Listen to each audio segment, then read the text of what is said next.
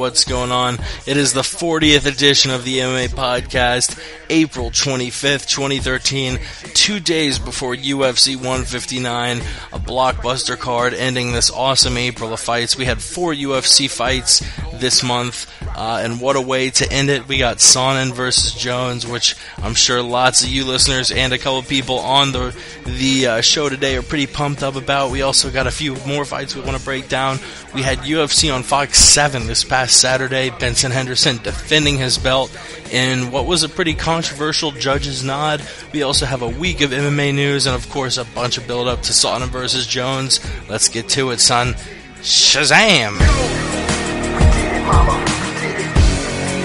We did it for the love of the game. We did it, mama. I did it for. Yes, sir. Mama, we did it. The game will never be the same. We did it, mama. I did it for. You're listening to the MMA Podcast with Jake and Chris. Thanks so much for tuning in, everybody. Like I mentioned, it's the 40th edition of the MMA Podcast. Can't believe we made it this far. I am here with my trusty compatriot, Chris. What's going on, buddy? What's up, everybody? Thanks for tuning in. Landmark show tonight. We got a lot to break down. I'm stoked. And we got a couple other dudes with us tonight as well. They're going to help us break this shit down, son. Fuck yeah. We also got Ramses from Word on the Street. What's going on, man? Look, you gotta unfollow me on Twitter. My handle is The Ant Jimmy Show on Twitter. Alright, I am 7 followers away from hitting 1,000, and that is completely unacceptable. I don't want to go mainstream.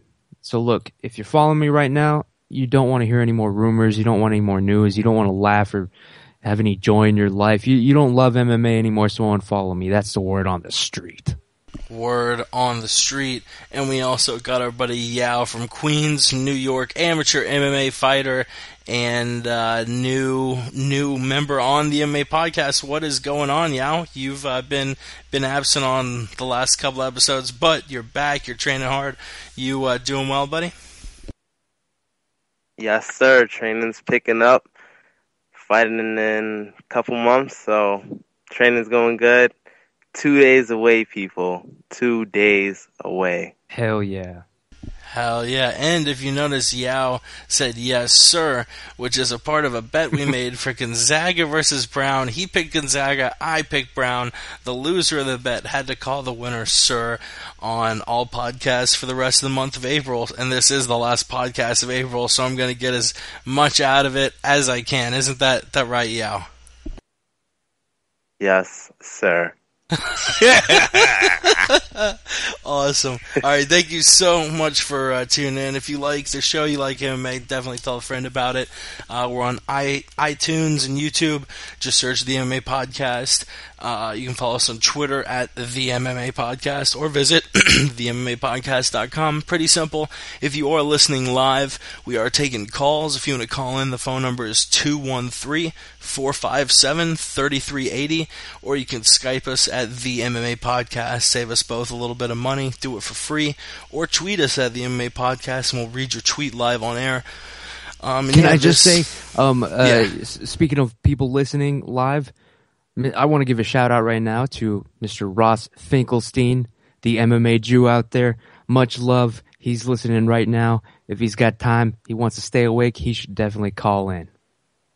Fuck yeah. Anybody who wants to call in, whether you want to talk about Sonnen Jones, whether you want to talk about... It doesn't fucking matter. It's an open goddamn forum.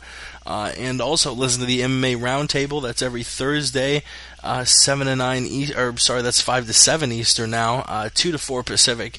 And of course, visit MMAVictor.com, MMA Victor Radio. We're all a part of it, doing work along with MMA Mental. Visit MMAmental.com. Our buddies Ray and Patrick, like I said, they're getting media credentials to events. They've really turned a backyard, small thing into what's become something huge. I mean, Ray has asked Dana White questions at the post-fight press conferences at the last 2 UFC events in Europe. That's pretty fucking incredible. So definitely visit MMA Mental. They literally get like 8 to 10 interviews with top guys every week. If you opt more for just the straight interview type format and not listening to a bunch of fuckheads try and make jokes and be fucking funny, then MMA Mental is the show for you. But let's get straight to it. UFC on Fox 7. Before we get to the individual fights, what did you all think of the card overall, Chris? Man, I thought it was excellent. We had a lot of finishes. I forget how many freaking knockouts. I think it tied for a record for a UFC broadcast, if I'm not mistaken. I enjoyed it as a whole. I thought the main event was a very technical fight. I'll break that down later, but I was pleased with it, man. Very pleased. It was definitely a good card. It was a great appetizer, gentlemen. A great appetizer for UFC 159, which will top it this weekend. That's the word. Yeah, what'd you think? The card was great. I mean, the prelims, they're really hungry down on the prelims, as you can see. But, yeah, it was a great card. Great fights, great finishes, great technical matchups. Awesome. Fuck yeah, I really enjoyed it. I wasn't able to catch the prelims live, but I caught most of the main card live, and it was a really fun card. It was actually one of the first. I think it was the second card I've watched with my dad. It's the second UFC card he's seen. He was pretty impressed. Really liked the Thompson Diaz fight. The Cormier-Mir fight kind of made him yawn a little bit, but the Bindo-Melendez fight was very, very interesting to him. And we will get to all those fights. We'll start off with a preliminary fight. Chad Mendes defeating Darren Elkins via TKO. A minute into the first round, Mendes saying he wants a title shot this year. Who does Mendes get next? And what did you think of the fight? Darren Elkins is not a slouch, and the way Mendes was just able to take him to him, I mean, fucking team alpha male. Since Dwayne Bang Ludwig has shown up, team alpha male did incredible. I think, they went 3-0 at UFC on Fox 7. Joseph Benavidez, Chad Mendes, and TJ Dillashaw all picking up wins. All of them were favored, and all of them won. What do you think about Mendes and his hunt for the featherweight championship, Chris? Man, very, very, very impressed. I'm not a huge team alpha male guy. I mean, I think that they're all very talented, but you got a bunch of fucking short guys with Napoleon complex calling themselves alpha males. Alpha male. Yeah. So I don't really buy too much into the alpha male thing, but it looks like Ludwig has definitely taken that camp to new heights. And Chad Mendes, 3 first round finishes, all TKO and KOs. Obviously, he's doing something right. Darren Elkins was on a 4-fight win streak, it ground out a lot of guys. Has a real nice chin on him, and he got knocked the fuck out. So I don't know what kind of supplement Chad Mendes is on, but that dude has been throwing bombs. He went from one of the most boring fighters in the division to, one of the most exciting ones after getting knocked out by Jose Aldo. So, what's next? I'd like to see him fight someone, who's really on the cusp of, contendership or, just about there. Ricardo Lamas is the name that I'd like to see him fight. Lamas is a gritty wrestler as well, and they were actually scheduled to fight. I say make that fight happen. Oh, man. I gotta be fucking honest here. I've only seen UFC on Fox 7. I only saw it once while it was live. I have not rewatched it. I don't really remember much of the Chad Mendes fight. I do remember he beat the dude up real quick. But, oh man, it's so blurry. I don't even feel right fucking commenting on this. I'll watch it again tonight, I guess, just as a goof. That's the word. What's up, Yao? Yeah, the Chad Mendes fight, amazing. He's one of my favorite featherweights. He should really be fighting Frankie Edgar, honestly. That's who he should be fighting. Ricardo Lamas is fighting the Korean Zombie. Chad Mendes should fight Frankie Edgar. That's the fight that makes sense. He shouldn't even fought Darren Elkins, but they just kept him on the card. He should fight Frankie Edgar, #1 contender fight. And yeah, the winner gets title shot. Well, Edgar's actually slated to fight already. Yeah, Charles Oliveira. Yep. Yeah, July but he shouldn't 6th. be fighting him anyway. Like, who is Charles Oliveira? Like, really? Charlos? Carlos Oliveira. We actually have a caller who called in, area code 409. It's an unknown caller. What is going on? Hey, what's going on, guys? This is Brandon from Beaumont. Brandon from Texas. Beaumont. Thank you for calling in. What did you want to weigh in on tonight? What's up, dude? Man, I was just listening to you guys live, and you guys were actually going through the things that I've been going through about Chad Mendez, Dwayne Bang, Ludwig. He's been doing a good job to those guys over there at Alpha Mill. Yeah, did you listen to last week's episode? We actually probably had him on for 20 or 30 minutes. Oh, yeah, I listen consistently. Fuck yeah. Thanks, man. Right on, right on. But I'm talking about UFC 159 coming up. I think we've tweeted back and forth a little bit on Twitter. But Jones versus Sonnen, realistically, we've been asking everybody. We asked Cody McKenzie last night. If you haven't heard the Word on the Street podcast, we had Cody McKenzie on. He was drunk as fuck, saying that Chael's a joke, blah blah blah blah blah. When he lost his most recent fight in 30 seconds. Chael versus John Jones. Who you got? I think I got Chael by decision. This is a smart guy, man. I think he walks around at 240, like John Jones said. He walks around at 225. You got Chael Sonnen walking around at 240. I mean, he's a stacked guy, and his wrestling, I think, is going to carry him through the fight. Hell yeah. Fuck yeah. Yeah, we'll cover one more base with you before we let you go. Benson Henderson versus Gilbert Melendez. It was a very controversial call. A lot of people thought Gil won that fight. The judges, two of the judges saw it for Benson Henderson, only one for Gilbert, so Benson was able to retain the belt. Did you see the fight? And if so, how did you score it? Oh, I was surprised. I thought Gilbert definitely did enough in rounds 1 and 2 and 5. I think Jake Shields did a bad job in his corner, telling him that he was ahead in the fight and that he should coast through 3 and 4. And I think he should have just turned it on all 5 rounds instead of coasting through rounds 3 and 4. But I did have all 3 rounds to him, 1, 2, and 5. Fuck yeah. I gave 1, 2, and 5 to our 1 and 2, I think went pretty handily to Gilbert. 3 and 4 to Benson, and that 5th round, in my eyes, was the close one. Hey, a lot of people are saying the second round, and I do understand that, but so many rounds were so close, it's hard to score even the individual rounds. We'll definitely be covering that. Was there anything else you wanted to talk about before we let you go? No, that's about it, guys. I appreciate taking your time. Definitely.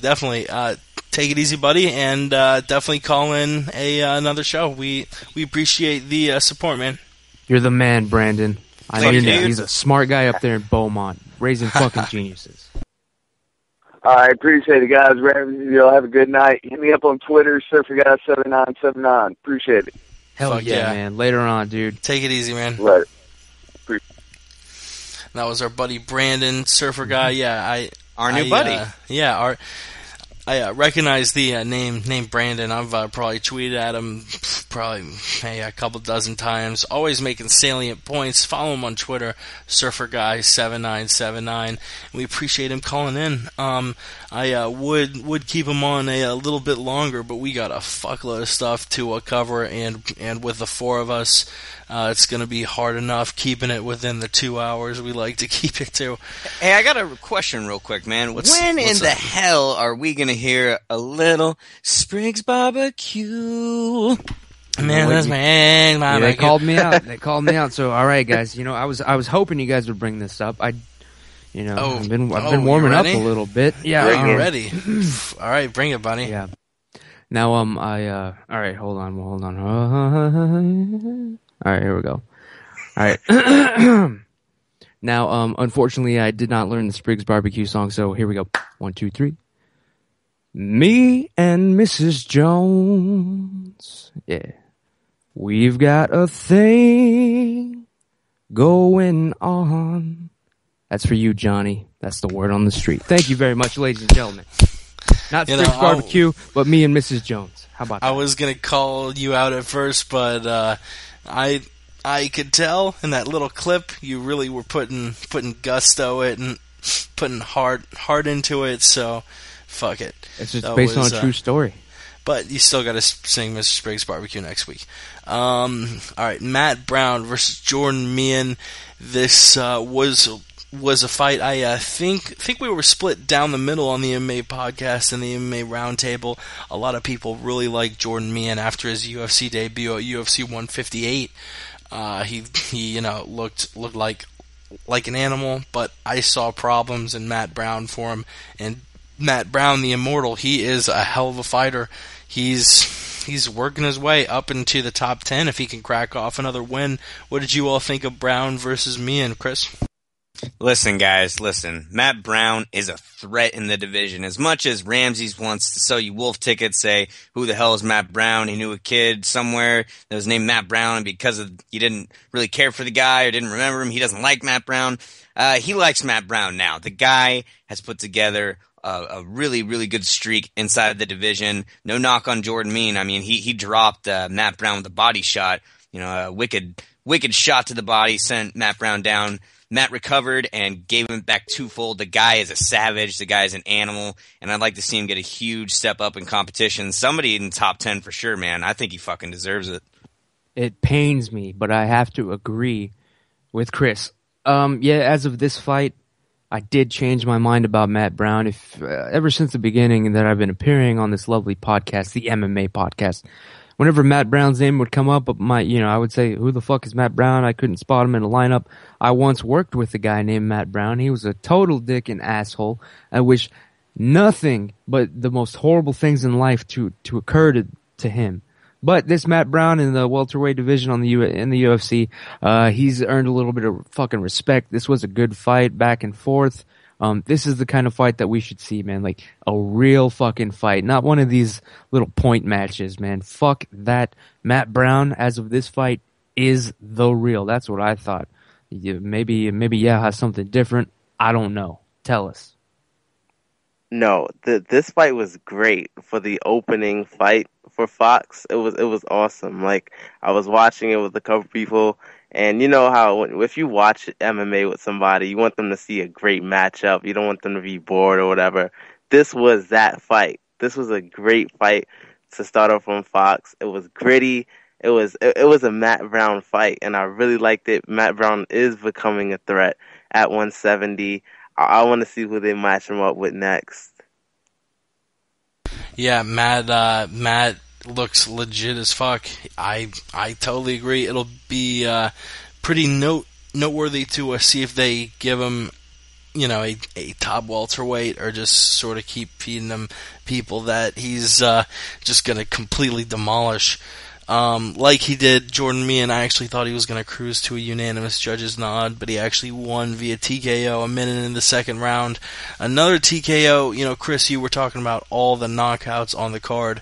Probably the most surprising knockout of the entire fight, Josh Thompson with the second round TKO over Nate Diaz. Nick was throwing in the towel as the ref broke him up. Thompson looked legitimate as fuck. Nate just fought for the title, and before that title run, he put together a hell of a run. These Strikeforce guys, I think, are a little bit better than we thought they were, and Josh Thompson went out there with a chip on his shoulder and took out a heavily favored Nate Diaz in the biggest fight in his career. Yeah, absolutely did, and whoo, doggy, did he look good, man. I mean, if you guys keep up with Strikeforce, Ramses, probably not you, but yeah, I'm sure you did. His fight with KJ Noons back before he fought Melendez for the third time was garbage. And at that point, I was like, okay, if he can't if he just wrestle fucks a guy like KJ Noons and can't finish him, he ain't gonna have a future in the UFC. But I honestly wholeheartedly thought that he beat Melendez in their fight. I had him winning 3 rounds. Melendez got the championship favoritism. That's cool. But having shown what kind of finishing power he has against a durable guy like Nate Diaz, that speaks volumes, man. I mean, you can't take anything away from the guy.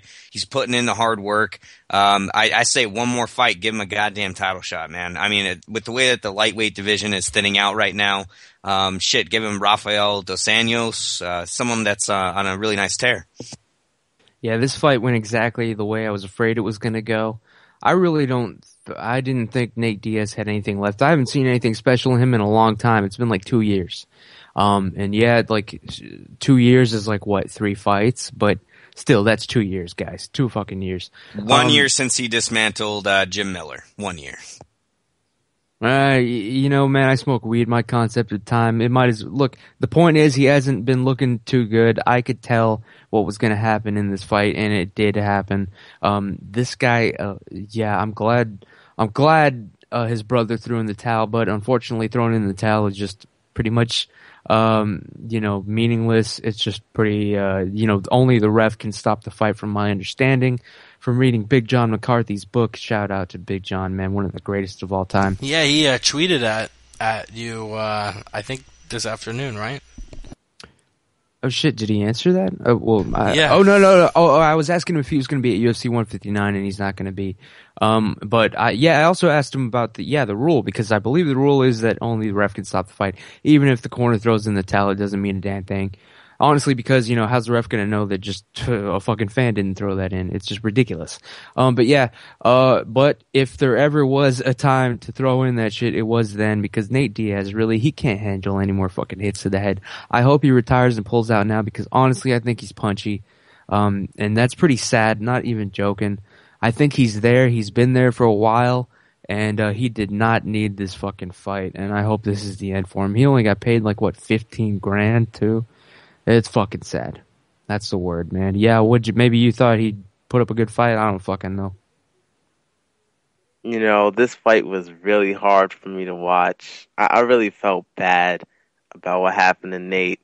I really started liking him, and then he just got dismantled the way he did. Man, I felt really bad about that. But good for Josh Thompson, though. He came in like a bulldozer, took out Nate Diaz, which is not easy to do.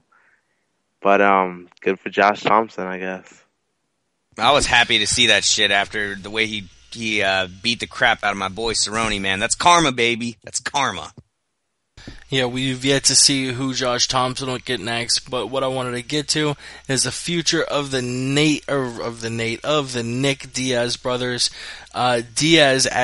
Nate went on Twitter recently saying that the UFC should open up new weight classes. I believe he said 163, 178, and 198 or something. Basically, saying that it's not enough what they've got. Is this directly because the fact that the Diaz brothers have had recent struggles with the championship?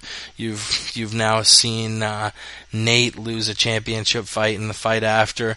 You saw Nick lose a championship fight in the fight before. Both of them are on 2-fight losing streaks. What is the future of the Diaz brothers? Will either of them ever get a UFC belt? Well, let me just say this first off, in regards to what he said about the new weight classes, man, that is some dinosaur boxing crap, man. I mean, look at the way boxing's gone. You have so many different weight classes, so many different champions, multiple organizations. Keep it simple, man. I mean, what they got now, it's good enough, dude. I mean, plenty of guys do well enough, either cutting down enough weight or, putting on some mass and going up to another weight class. I think that's silly. As far as the Diaz brothers go, they have to evolve their game. There's plenty of articles online you can read at like Bloody Elbow about how these guys have been figured out. The Diaz riddle has been solved. I mean, the guys have an awkward stance. They don't use enough footwork. They don't use any feints. Half of their game is getting inside of their opponent's minds, and it worked for a while. But when you have high-level coaches out there that can really, break them down and make a game plan for it, that's just not going to go in today's age. It's ever evolving, and when you're fighting some of the best, that shit ain't going to work anymore. Holy fuck! I feel like I'm in the Twilight Zone. I agree with Chris again here. The ridiculous weight class speculation. They want to open up new weight classes. Yeah. It sounds like these Diaz brothers were just they have their head in the boxing game for some reason. I'm sure one of them, I forget even which one, actually wants to move into boxing or something. Nick. Or just talked about it, right? Yeah. So you know what? Do it, Nick. And Nate needs to find something else to do besides fighting. I have to say at this point, that's all I'll say about Nate. But Nick, man, realistically, man, if you don't win your next MMA fight, that's gonna, the Diaz brothers, the name and the street cred, and the fans love them. But two more losses, and that's gonna be gone. I don't care how much of a fan you are. You're not gonna be rooting for the 209 if they lose two more. That's the word on the street. I don't know. Yeah. Yeah, as far as the weight classes, that's like boxing style, all the different weight classes, and they're primarily boxers. So I can see why they want the other weight classes, but I know Rich Franklin and a few other fighters have questioned about maybe opening other weight classes. I know Rich Franklin wanted one in between 185 and 205. Franklin weight. I'm just saying, okay, but they're not the only ones. And as far as them fighting and getting belts, no, they won't get any. I don't think they'll get belts because they don't fight with game plans. That's why. No, I'm pretty sure Chris wasn't calling you out. He was just saying that Franklin has fought at 195 so many times. People have actually called the 195 mark Franklin weight. Yeah, I think he's fought at it. I think he's fought at it like 3 or 4 times now. I'd be down for that weight class, 195. I think they should do that one, but that's it. But what about the 155 to 170 gap? That's the same exact thing. Well, okay, sorry, 5 pound difference, but I think the two. I mean, personally, I like 235 the most because you look at the difference in weights, and it's like 10, 10, 10, 10, 15, 15, like what 30, 60. It would make more sense if it was 30, 30, 30 instead of 30, 60. I mean, there's a 60-pound gap. You have guys like Fedor, who would have been a perfect model of that 235 champion, but was a little too big to cut down to 205 comfortably and just fought at 265. But can I personally, push that myth real quick, bro? Sorry. I don't want to see any more belts, though, personally. Real quick, man. The super heavyweight and the heavyweight class, man. Cain Velasquez just broke that myth, man. I mean, he starched Bigfoot and he starched Brock Lesnar. Those guys are monsters that cut down, and I think Cain Velasquez only weighs 230. So I understand the point, but I think that we've already seen that doesn't even make a difference. And also Daniel Cormier, another dude who isn't the biggest heavyweight out there and looks dynamite. Yeah, it definitely wouldn't make a difference now. Kane is a freak, but historically I think it would have made a big difference. Carl Cormier Winslow. Carl That's all Winslow. That's all all I right, wanted to say. we'll move straight on to Daniel Cormier and Frank Mir. Speaking of a guy who would probably be a good fit for that theoretical 235 class, he might move down to 205 next. We don't know. We'll talk about that after the fight recap. A pretty middling fight, not very entertaining. What did you think of the unanimous 30-27 nod for Cormier, Chris? Man, not very entertaining is definitely a good take on it. I think that it was a pretty technical fight, and I think, honestly, Cormier was the guy who didn't shine in his Octagon debut. It's understandable. It's the big show. It's the big time. And I was honestly 100% impressed with Frank Mir. I thought that Frank Mir was going to get destroyed. We've seen that he's had a hot and cold streak. You know, he'll win impressively, but when he goes up against some really, really talented, larger guys, he fails.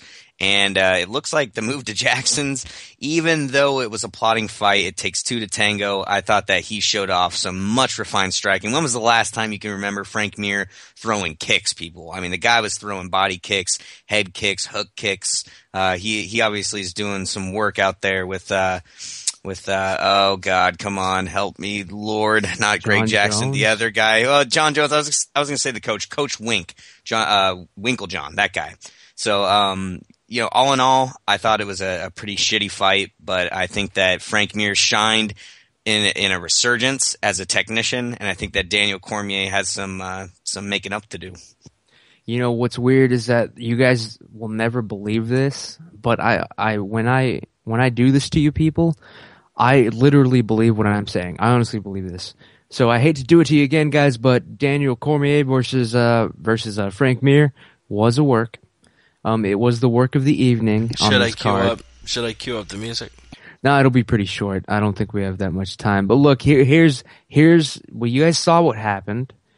They were just wrestle fucking each other up against the cage. You know, they're just, it was a clinch battle. You know, everybody's getting in their licks. But you knew it was a work when Daniel Carl Winslow Cormier threw that fucking jumping up roundhouse kick in the second round and opening up the second round. That's when I knew for sure that we were seeing work. And then when I heard that Frank Mir was getting paid $200,000, $200K, just to show, not even to win, just to show he was the highest paid fighter that night, even above Benson Henderson and Gilbert Melendez in the main event. Frank Mir got paid $200K just to show up and make Daniel Cormier win and look good in his debut. They spent a lot of money to get Cormier in there. And Frank Mir's old news, he ain't drawing the pay-per-view. Cormier will, so this was a good setup fight for him. Look no further than straight up 30-27s across the board, which were earned legitimately. But I'm saying this was a little spar. They were not seriously trying to hurt each other or engage each other at any point during this fight. It had all the telltale signs. It looked like it, quacked like it. It was a fucking work. And, maybe, I know I'm skeptical, but maybe, he's a little bit younger. Maybe he saw it like with fresh eyes. Maybe I'm just getting old and senile. Tell me what you thought, man. Well, I have to agree with Ramses. It was probably a work, but let me say this. I was so happy that Frank Mir lost that fight. I wanted Frank Mir to lose that fight more than I wanted Daniel Cormier to win. And I'm a big Daniel Cormier fan. I only wanted him to lose because he went to Greg Jackson's. I hate Greg Jackson's gym. I hate their coaches. I hate their fighters. Everything. That gym should be burned down. The truth. Isn't GSP your favorite fighter? Excuse me, I'm not done. Also, this fight, this fight, it wasn't bad to me. I really enjoyed it. Like Daniel took the fight where he could win, and Frank Mir was against the cage, losing the whole time in the clinch, using his knees, using the way he can cover distance and get in on Frank Mir was great. But it was a great fight. So, in relation to George St. Pierre, what do you think about Greg Jackson? I don't understand your question. Hell yeah. Like, George is your favorite fighter, right? Yes, sir. So you like his trainer, Greg Jackson, right? No, he's not his trainer. Faraz Zahabi is his trainer. He's a That's coach, though. All right, we won't dwell on the topic. We'll move straight on. Talking about what's next for Cormier. Pretty simple. Does he stay at heavyweight or move to light? Chris? Definitely go down to light heavyweight. Or if he wants to keep things interesting for storyline's sake. Wait, Chris, wait, hold on 1 second. I'm sorry to interrupt. Jake, yeah. are you eating during your own podcast? What are you talking about, son? No, he was You were smacking just- his lips like Django. No, Don't worry about it. You were eating something during your own podcast. I had a piece of beef jerky in my mouth, you son of a bitch. All right, I well, haven't- I'm just saying. Look, the listeners were like, "What the fuck is this guy eating?" So I'm sorry. I hate to break down the fourth wall, but I just had to address that. Was I not muted? You While you were talking, You were knew you were talking. talking. Eating. Yeah, somebody even Yo. just tweeted, "What's wrong with this guy?" If Yao would talk for more than 20 seconds at a time, then maybe I could get a tiny jerky piece All right. consumed. I You son of a apologize. bitch. I just had What's- to bring that up. What's next for Daniel Cormier? I'm done with the jerky. It's chewed up. It's in my fucking belly, and it was delicious as fuck. And for anybody wondering, it was Jack Link's teriyaki jerky that I got from the gas station when I was fueling up my vehicle earlier this evening. Wait. Daniel. Walk us through. What happens next with the jerky? That's the most important part. What happens next? I put it all in my underwear and for like 4 hours, and then I eat it. No, dude, it was supposed to be a goddamn poop joke. Let's move on, everybody. No harm, no foul there, Ramses. Listen, you broke the fourth wall. Ironically, my favorite Marvel character is Deadpool, so thank you. That was good. That was a good homage. Mine is Jerky Man. Jerky man, yeah. Cormier for sure should go down. The dude has excelled at heavyweight, but let's get real. He's definitely a good threat to the champion and soon to still be champion, John Jones, as much as I hate the guy. So I think that he should go down. Otherwise, the only other option is to wait on the Cain Velasquez Bigfoot fight, but we all know how that's going to play out, unlike Saturday night.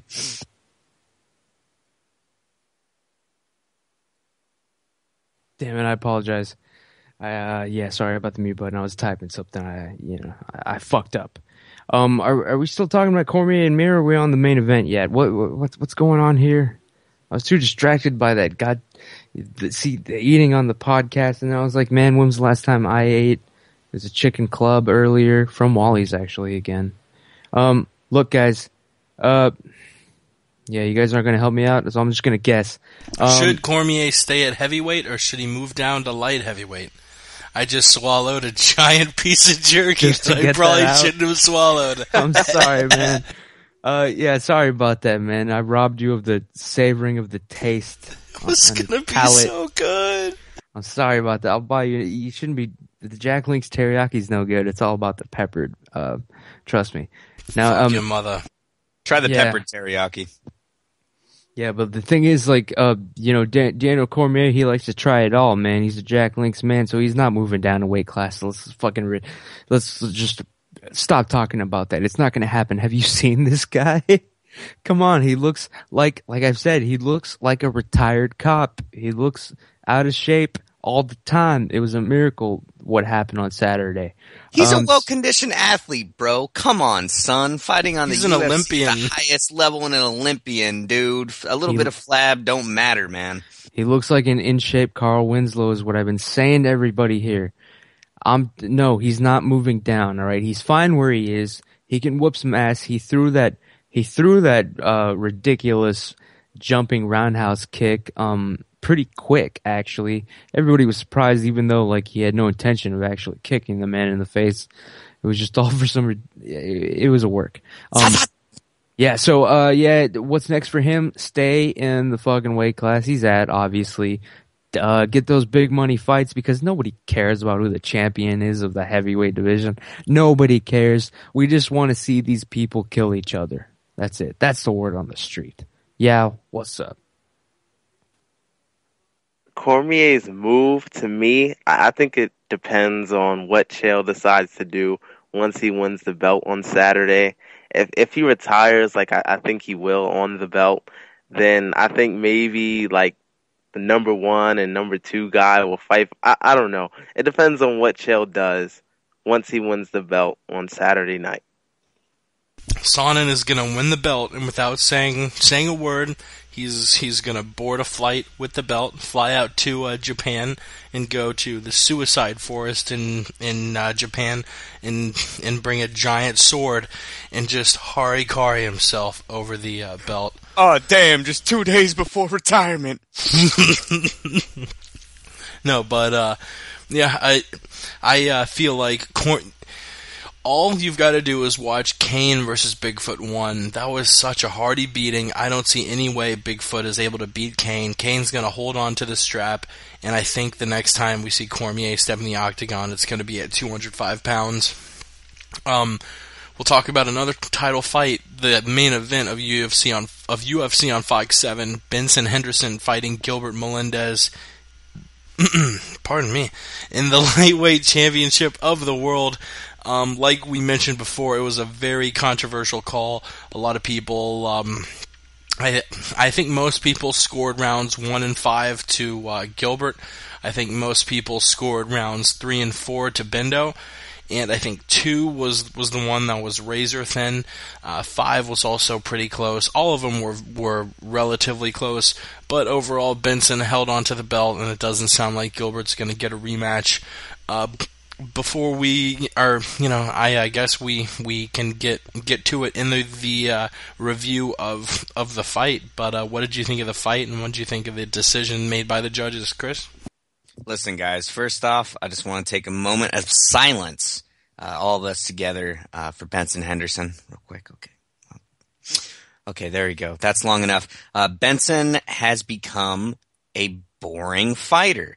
The guy is fantastic, but he went from being a dynamic finisher to a guy that hasn't finished a fight in his UFC career. Probably lost his second fight with Frankie Edgar, maybe lost his first fight with Frankie Edgar, and the guy can't finish anything, can't finish a salad, can't finish a sentence. As much as I enjoy his history, and in the WEC he was dynamite, this guy is coasting. He's pulling a post-Sarah knockout GSP impression, and he's shown that his game is basically made up on clinching, cage work, and leg kicks. I mean, the guy doesn't work on his hands enough. Gilbert, obviously the better boxer, and he's not going for the finish. So, you know what, man? I'm not really a Benson Henderson fan anymore, dude. I think he lost this fight, and I think that, all the shenanigans aside, I'm just not a huge fan anymore, you guys. Benson Henderson, the champion, got outstruck, outpointed, and outfought. He didn't get his ass beat or anything. He didn't get dominated. But Gilbert Melendez won the fucking fight. It was clear. But, the champion, maybe, I'm not going to say it was a work. I won't even say that. It was probably just one of those things where, like some of the judges think, like the old adage, to be the champion, you have to beat the champion. And since it wasn't a clear, beatdown, they gave it to Benson, unfortunately. But in my opinion, Gilbert Melendez won this fight. He is the rightful lightweight champion of the world, in my opinion. Give him one more fight, I guarantee you he ends Benson for good. That's the word on the street. What did you think, Yao? Well, first I have to start off by saying that I do not like Benson Henderson at all. I dislike him as much as I dislike John Jones, and that's a lot. Mm-hmm. I haven't liked him since until he fought Frankie Edgar at UFC 144. For the first time. I did not like him. I liked him up until he fought Frankie. Then his second fight with Frankie pissed me off. Frankie won that fight at UFC 150.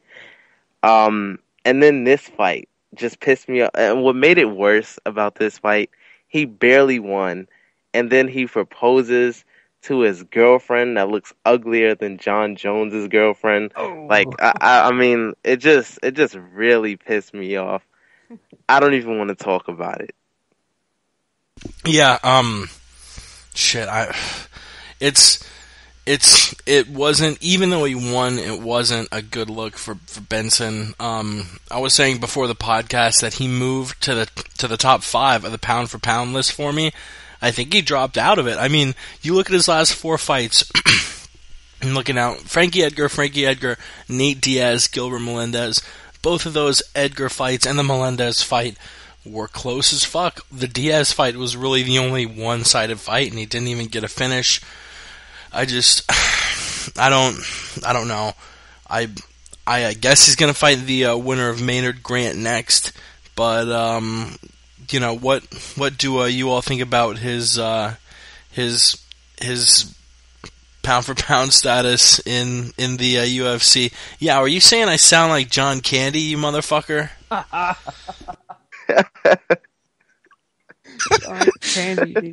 Jesus Christ. This is great pod, you guys, talking about something that nobody heard. Oh, what are they talking about? Was that fucking...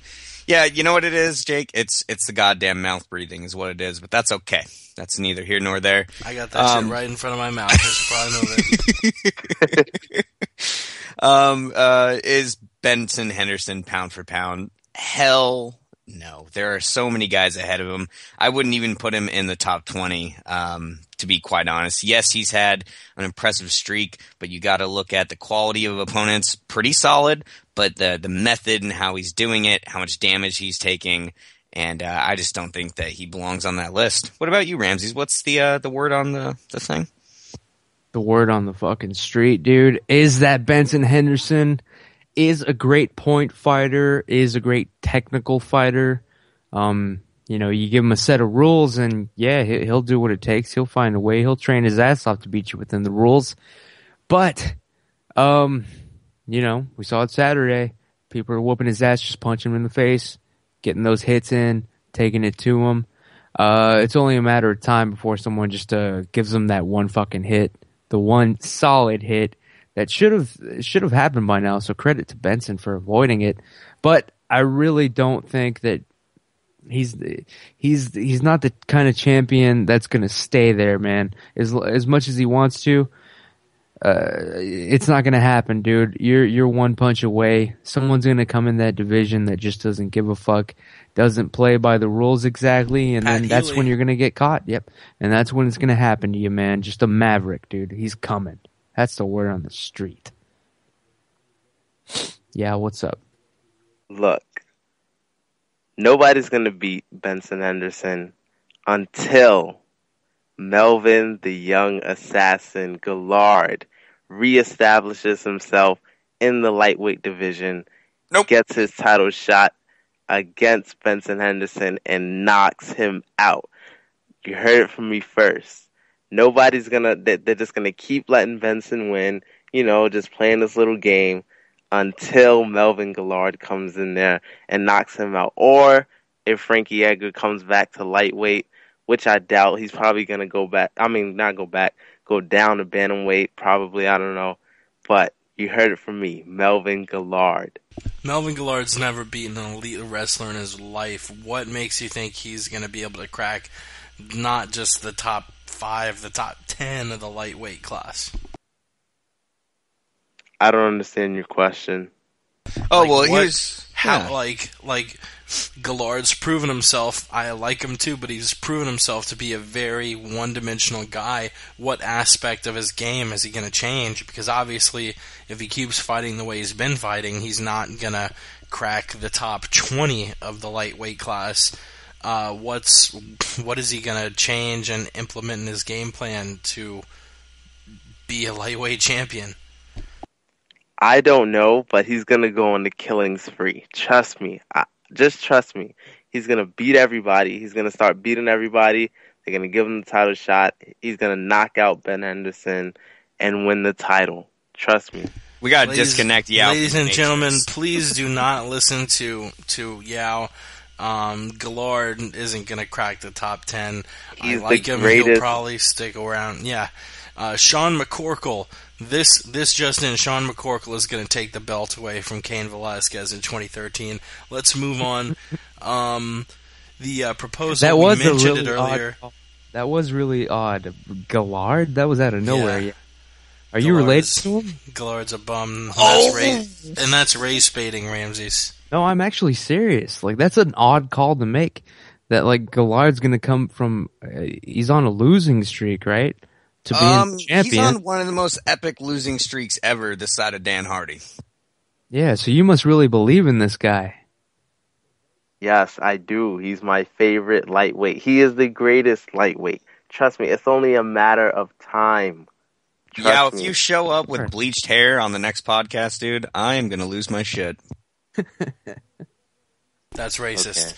All right, we mentioned the proposal. Oh wait, all right, yeah, we mentioned the proposal. Benson Henderson, what did you think? Did you think it was genuine or corny as fuck? I don't give a shit. I really don't care. Benson Henderson is just like John Jones inside the cage. I have, respect for what they can accomplish technically outside the cage. I find them boorish. I find them dull. The guy obviously has a huge ego, talks about God all the time. I couldn't give two shits if he would have taken a dump on the octagon. I really don't care. That was terrible. Dana White should have vetoed that outright. Give you two reasons. Number one, the fact that, Benson was like, he admitted that he had to ask Dana permission to do that fucking proposal. It was corny as fuck. But he had to ask Dana and Dana approved it. That's a big mistake because, someone actually got robbed of their fucking victory speech because of the time constraints. Was it Thompson? I think it was Thompson that didn't even get a Rogan interview because of that shit. Because they had to make time for this stupid proposal, which, number two was a bad decision. Because, well, number one was it robbed somebody of their victory speech, a fighter who deserved it. Number two is that girl was not attractive at all. What does that say for the UFC and the kids watching it? Like, yeah, you like Benson Henderson, you want to be a UFC champion? This is what you'll fucking come home to. Bad decision, Dana White. Should never have happened. It was corny as hell. Benson Henderson, she's gonna take all you got, man. Be ready. Sorry, dude. Yeah, what'd you think? The proposal was so corny. Like, it reminded me of WWE. And then the way she screamed into the microphone, like, yes, I'll marry you. Like, oh my God. It made his victory even worse. And then Joe Rogan even said, that's how you win a crowd back, even when they're booing a decision, which basically means he lost that fight. But, it was ridiculous. Yeah, and pretty much everyone I saw on Twitter was either dissing Bendo for the corniness of the entire situation or laughing at the crowd who was booing the fact that she said no. It was pretty goddamn hilarious. But that wraps up our UFC on Fox 7 review. Let us get straight into the news.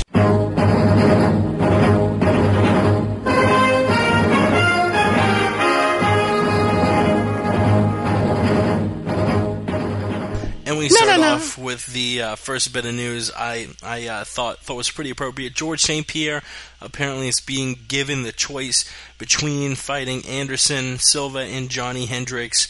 There's been a lot of backlash on Twitter saying Hendricks is getting screwed. He already was overlooked for the Diaz fight. He shouldn't be overlooked again. He's the obvious number one contender. He had to fight Condit even though he was the number one contender at welterweight. Is he getting screwed or should GSP be given this choice?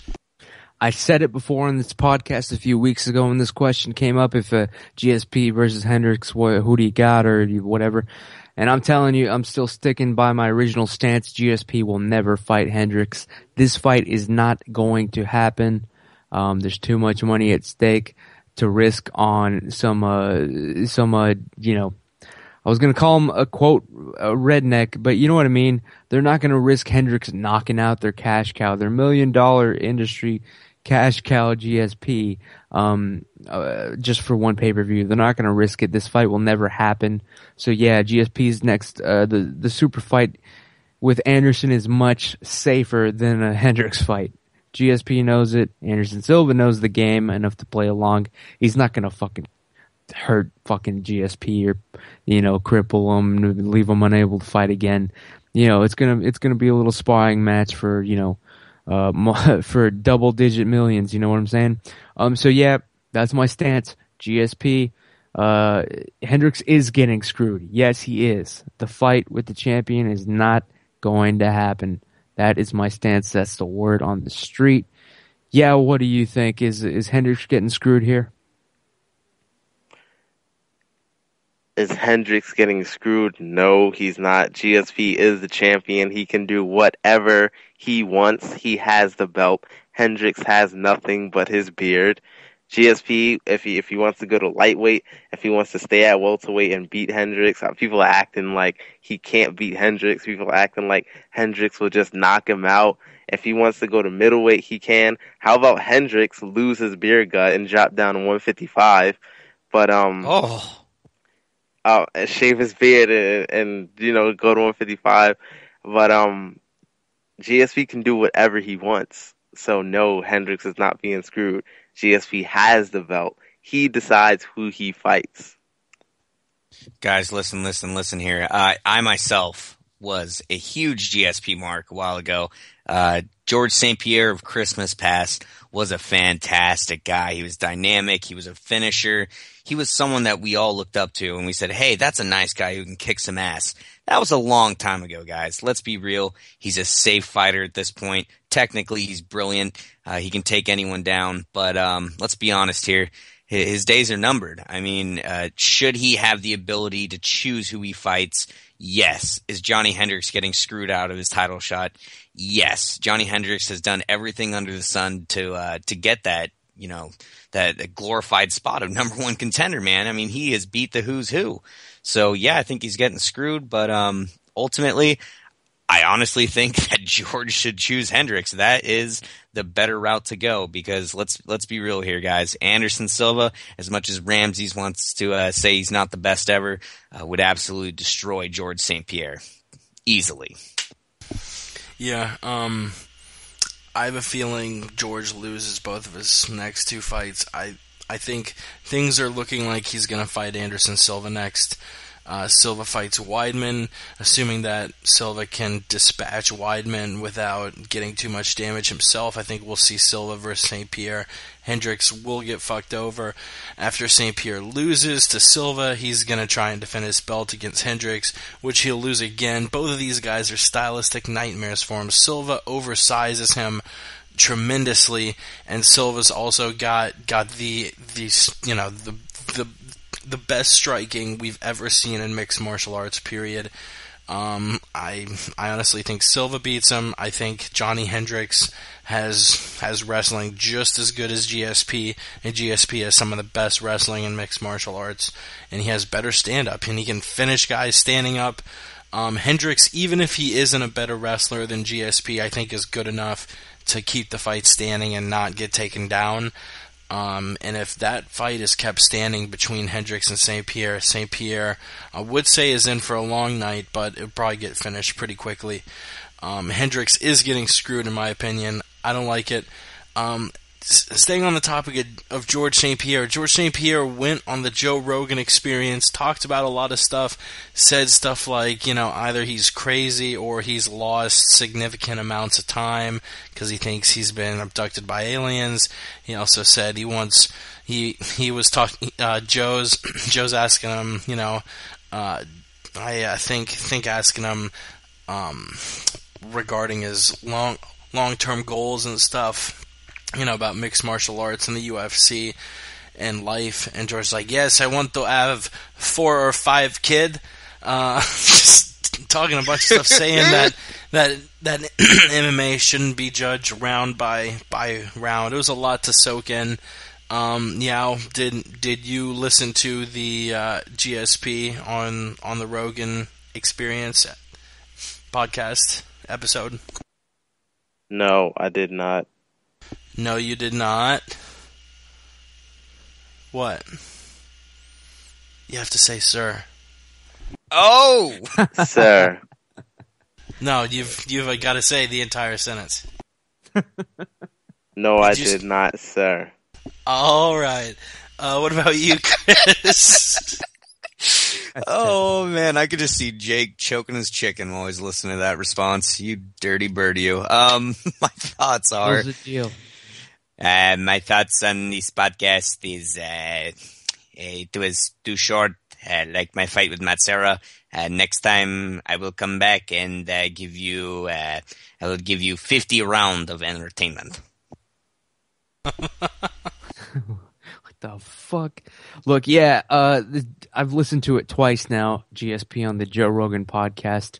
I encourage you to listen to it, Yao, after you get off here with us, man. It was totally ridiculous and preposterous. There's something... Well, look, all right, I keep an open mind, all right? I'm paranoid. I've got an open mind. I smoke weed, you know? I'm high right now. So there are 3 possibilities, people. 1, GSP is crazy.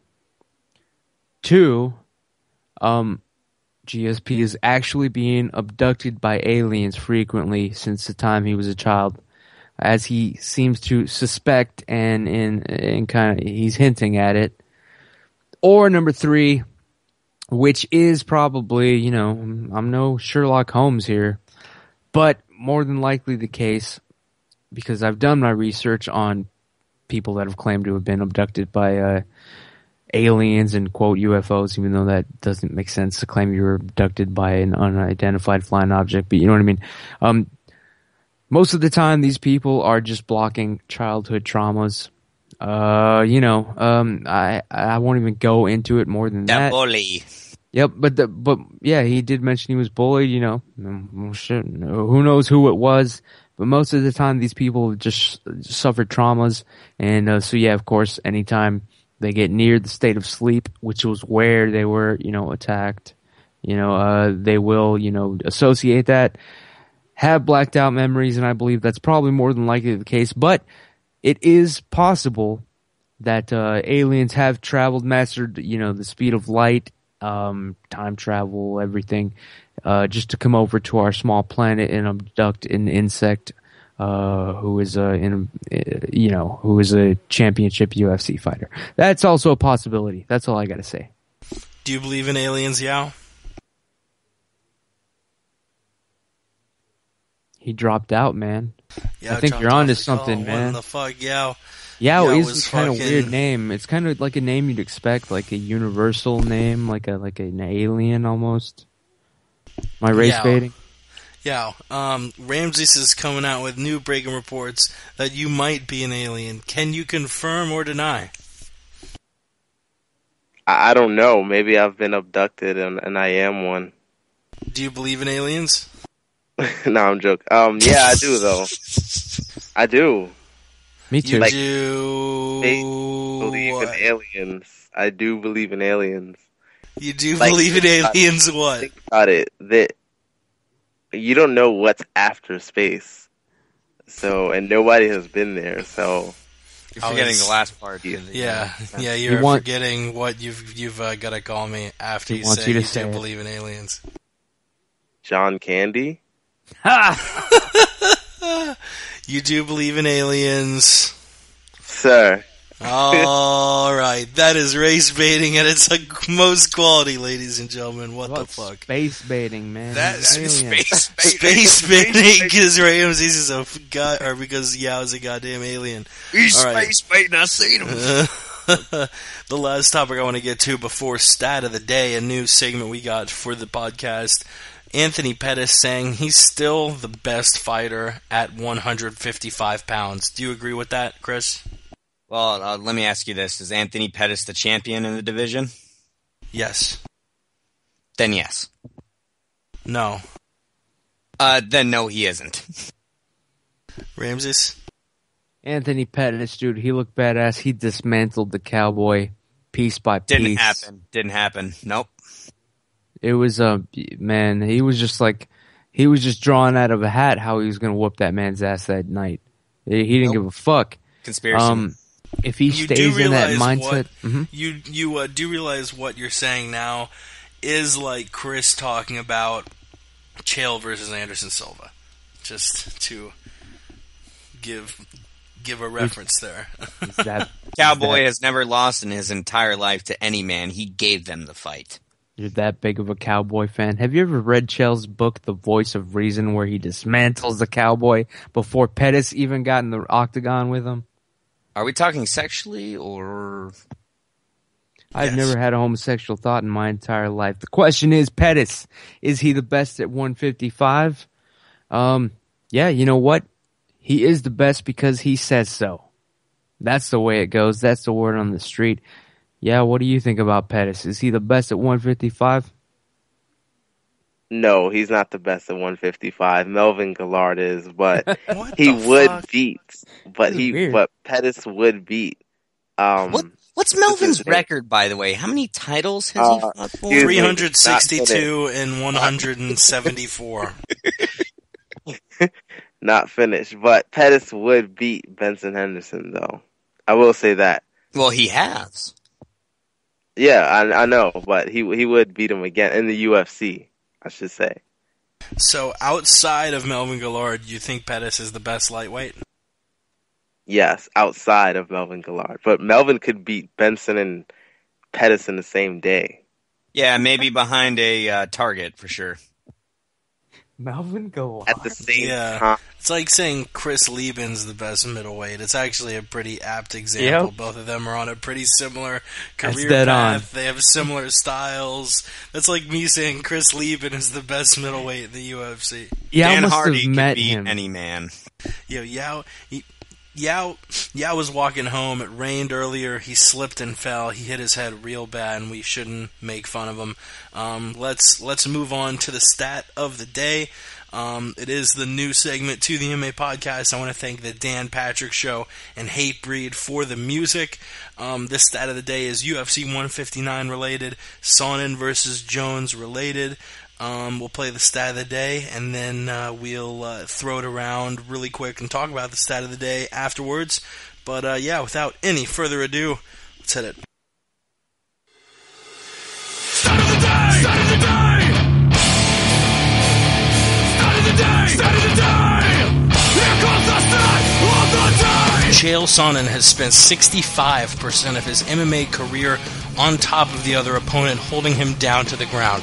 His opponent Saturday, John Jones, in his entire MMA career, has spent a grand total of 20 seconds on his back.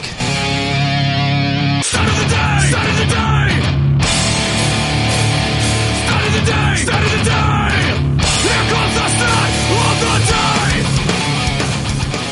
Obviously, I think this is going to be the main stylistic matchup. You got Chael, a guy who's spent most of his career holding the other guy down. Jones, who spent no time on his back.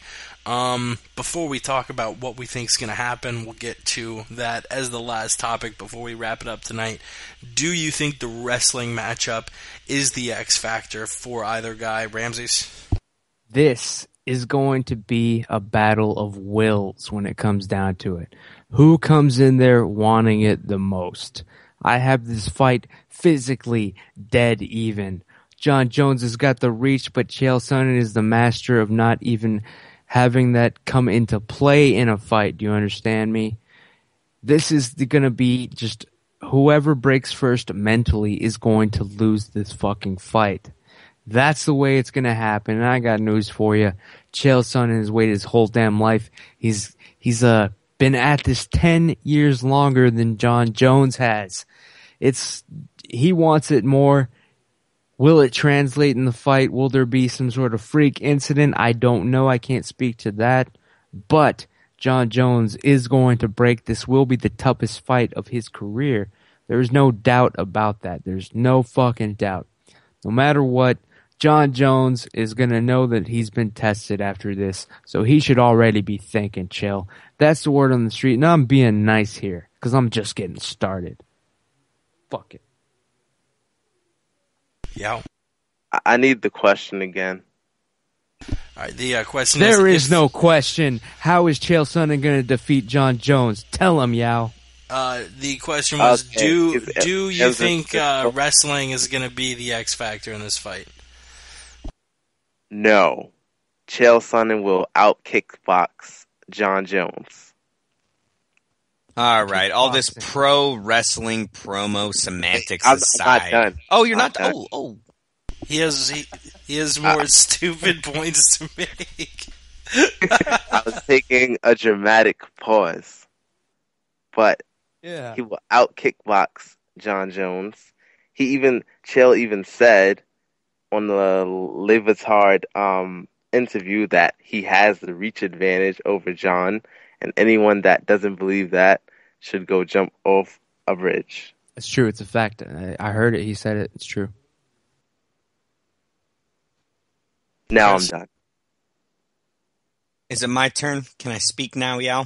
Am I permitted to speak? Yeah, you may. Okay. Oh, good. Yeah, all these pro wrestling promos aside that you guys love to do, logic I know, and histories of combatants and facts aren't really a factor in how you guys, deal with this issue. All that aside, is the wrestling going to be the X factor in the fight? It is for one man, and that's Chael Sonnen, because guys, that's the only thing he's got. He got lucky against the Spider, and he has spent, 65% of his time in the octagon sitting in guys' guards and hitting them with rabbit punches. John Jones has never been taken down in his entire UFC career. The man is the best light heavyweight that's ever lived, and he has pulled guard on guys like Rashad Evans and Rampage Jackson. So as much as this blind fervor you guys have and blind love for Chael Sonnen goes, I like the guy more than I like John Jones. But when it comes down to the fight, there's only one way that Chael's going to win this, and that's by sitting in John Jones' guard. That's it. Shit. We will break down that fight a little bit further at the end of the show when we break down UFC 159. We got a couple more topics. The next one does relate to the current champion, John Jones, saying that he almost became a janitor before he got into MMA. He had a family, he didn't know what to do, and he ended up getting into mixed martial arts. It was a path that's brought him to now. I think currently he's the greatest light heavy of all time. But what I wanted to pose to you guys, should John Jones have followed the path to become a janitor to avoid what he's going to get on Saturday to Chael Sonnen, yeah? Should he have gone down the janitor path? Alright, I'm going to go ahead and pass it to Ramses first. Ramses, should he have chosen to be a janitor to avoid Chael? No. Listen to me, people. This fight is the culmination of human history here. It was meant to happen. Everything, the reason that we even, the Big Bang took place, the reason there's mass in the universe, the reason there's consciousness, cells dividing, constantly expanding, forming, the building blocks of life, what we know as life, human beings, races, amoebas, everything has been culminating to this Saturday, April 27th, Sonnen versus Jones. So no, Jones, you should not have become a janitor. This is what you were meant to do. You were meant to be the person that, Chael Sonnen beats and takes the championship away from and fulfills the destiny of humankind. For you're like Pontius Pilate. You're like the Romans.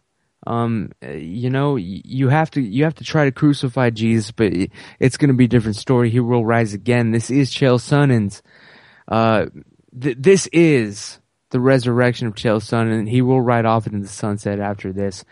Jones, man, it's a good thing you became one of the greatest MMA fighters, light heavyweights of all time, because that makes it so much sweeter. When you're lying there unconscious, your girlfriend, your wife, whoever she is, she's out there crying. All your hoes on pay-per-view are out there crying, wondering, there goes, I'm probably not going to get that new Lexus from Johnny next week.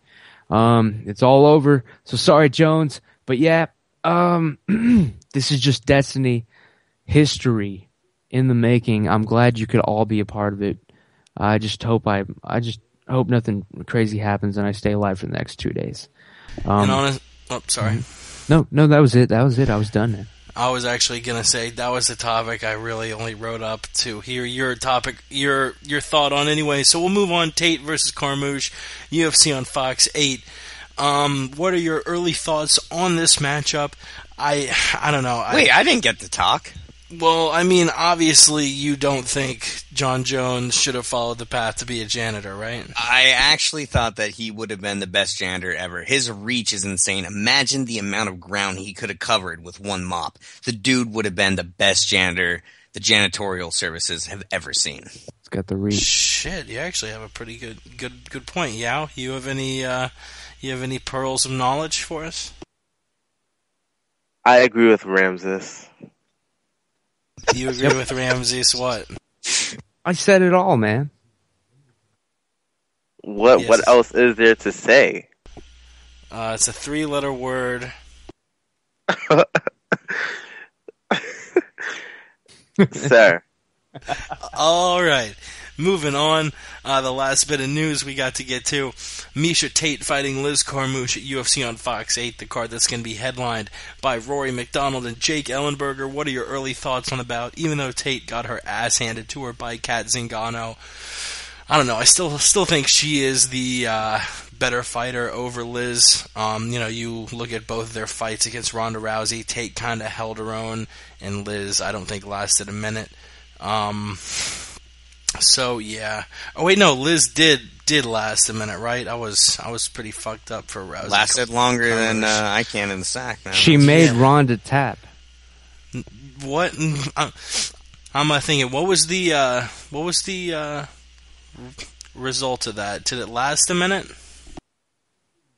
Liz Carmouche against Ronda Rousey. Ronda tapped, except it was a Brazilian tap. It was a one tap, and then she shrugged her off, and then won the fight in the first round of the last minute. Yeah, I'm looking now. Liz actually did last longer than Tate. Both of them, these are the only two women I guess to really hold their own and last over a minute.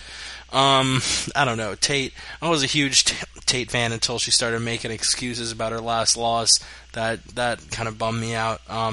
What do you all think about Carmouche versus Tate? Well, let's get real here. We got one of the best female fighters in the division coming off of a real tough loss in a fight of the night. I think she's going to be hungry. She's got Dwayne Ludwig in her corner for this fight. She trains at a Team Alpha Male, so I think that she's going to have the fire. And I think Carmouche coming off a loss too, and the confidence of knowing that she nearly tapped the champion, Ramses, nearly. I think that we're going to have ourselves a closely contested fight. I honestly think it'll come down to who is more gritty, who is more, who's dirtier, who wants to get dirty. And I think that Miesha Tate has that X factor. Yeah, Ronda definitely one tapped. It was a Brazilian tap. It was like a fake tap, and it worked, and she won the fight. But whatever decisions, it happened. That's history. But Tate versus Carmouche, yeah, of course this is set for UFC on Fox 8. Miesha Tate, she tweeted something like, "Who do you guys want to see me fight next?"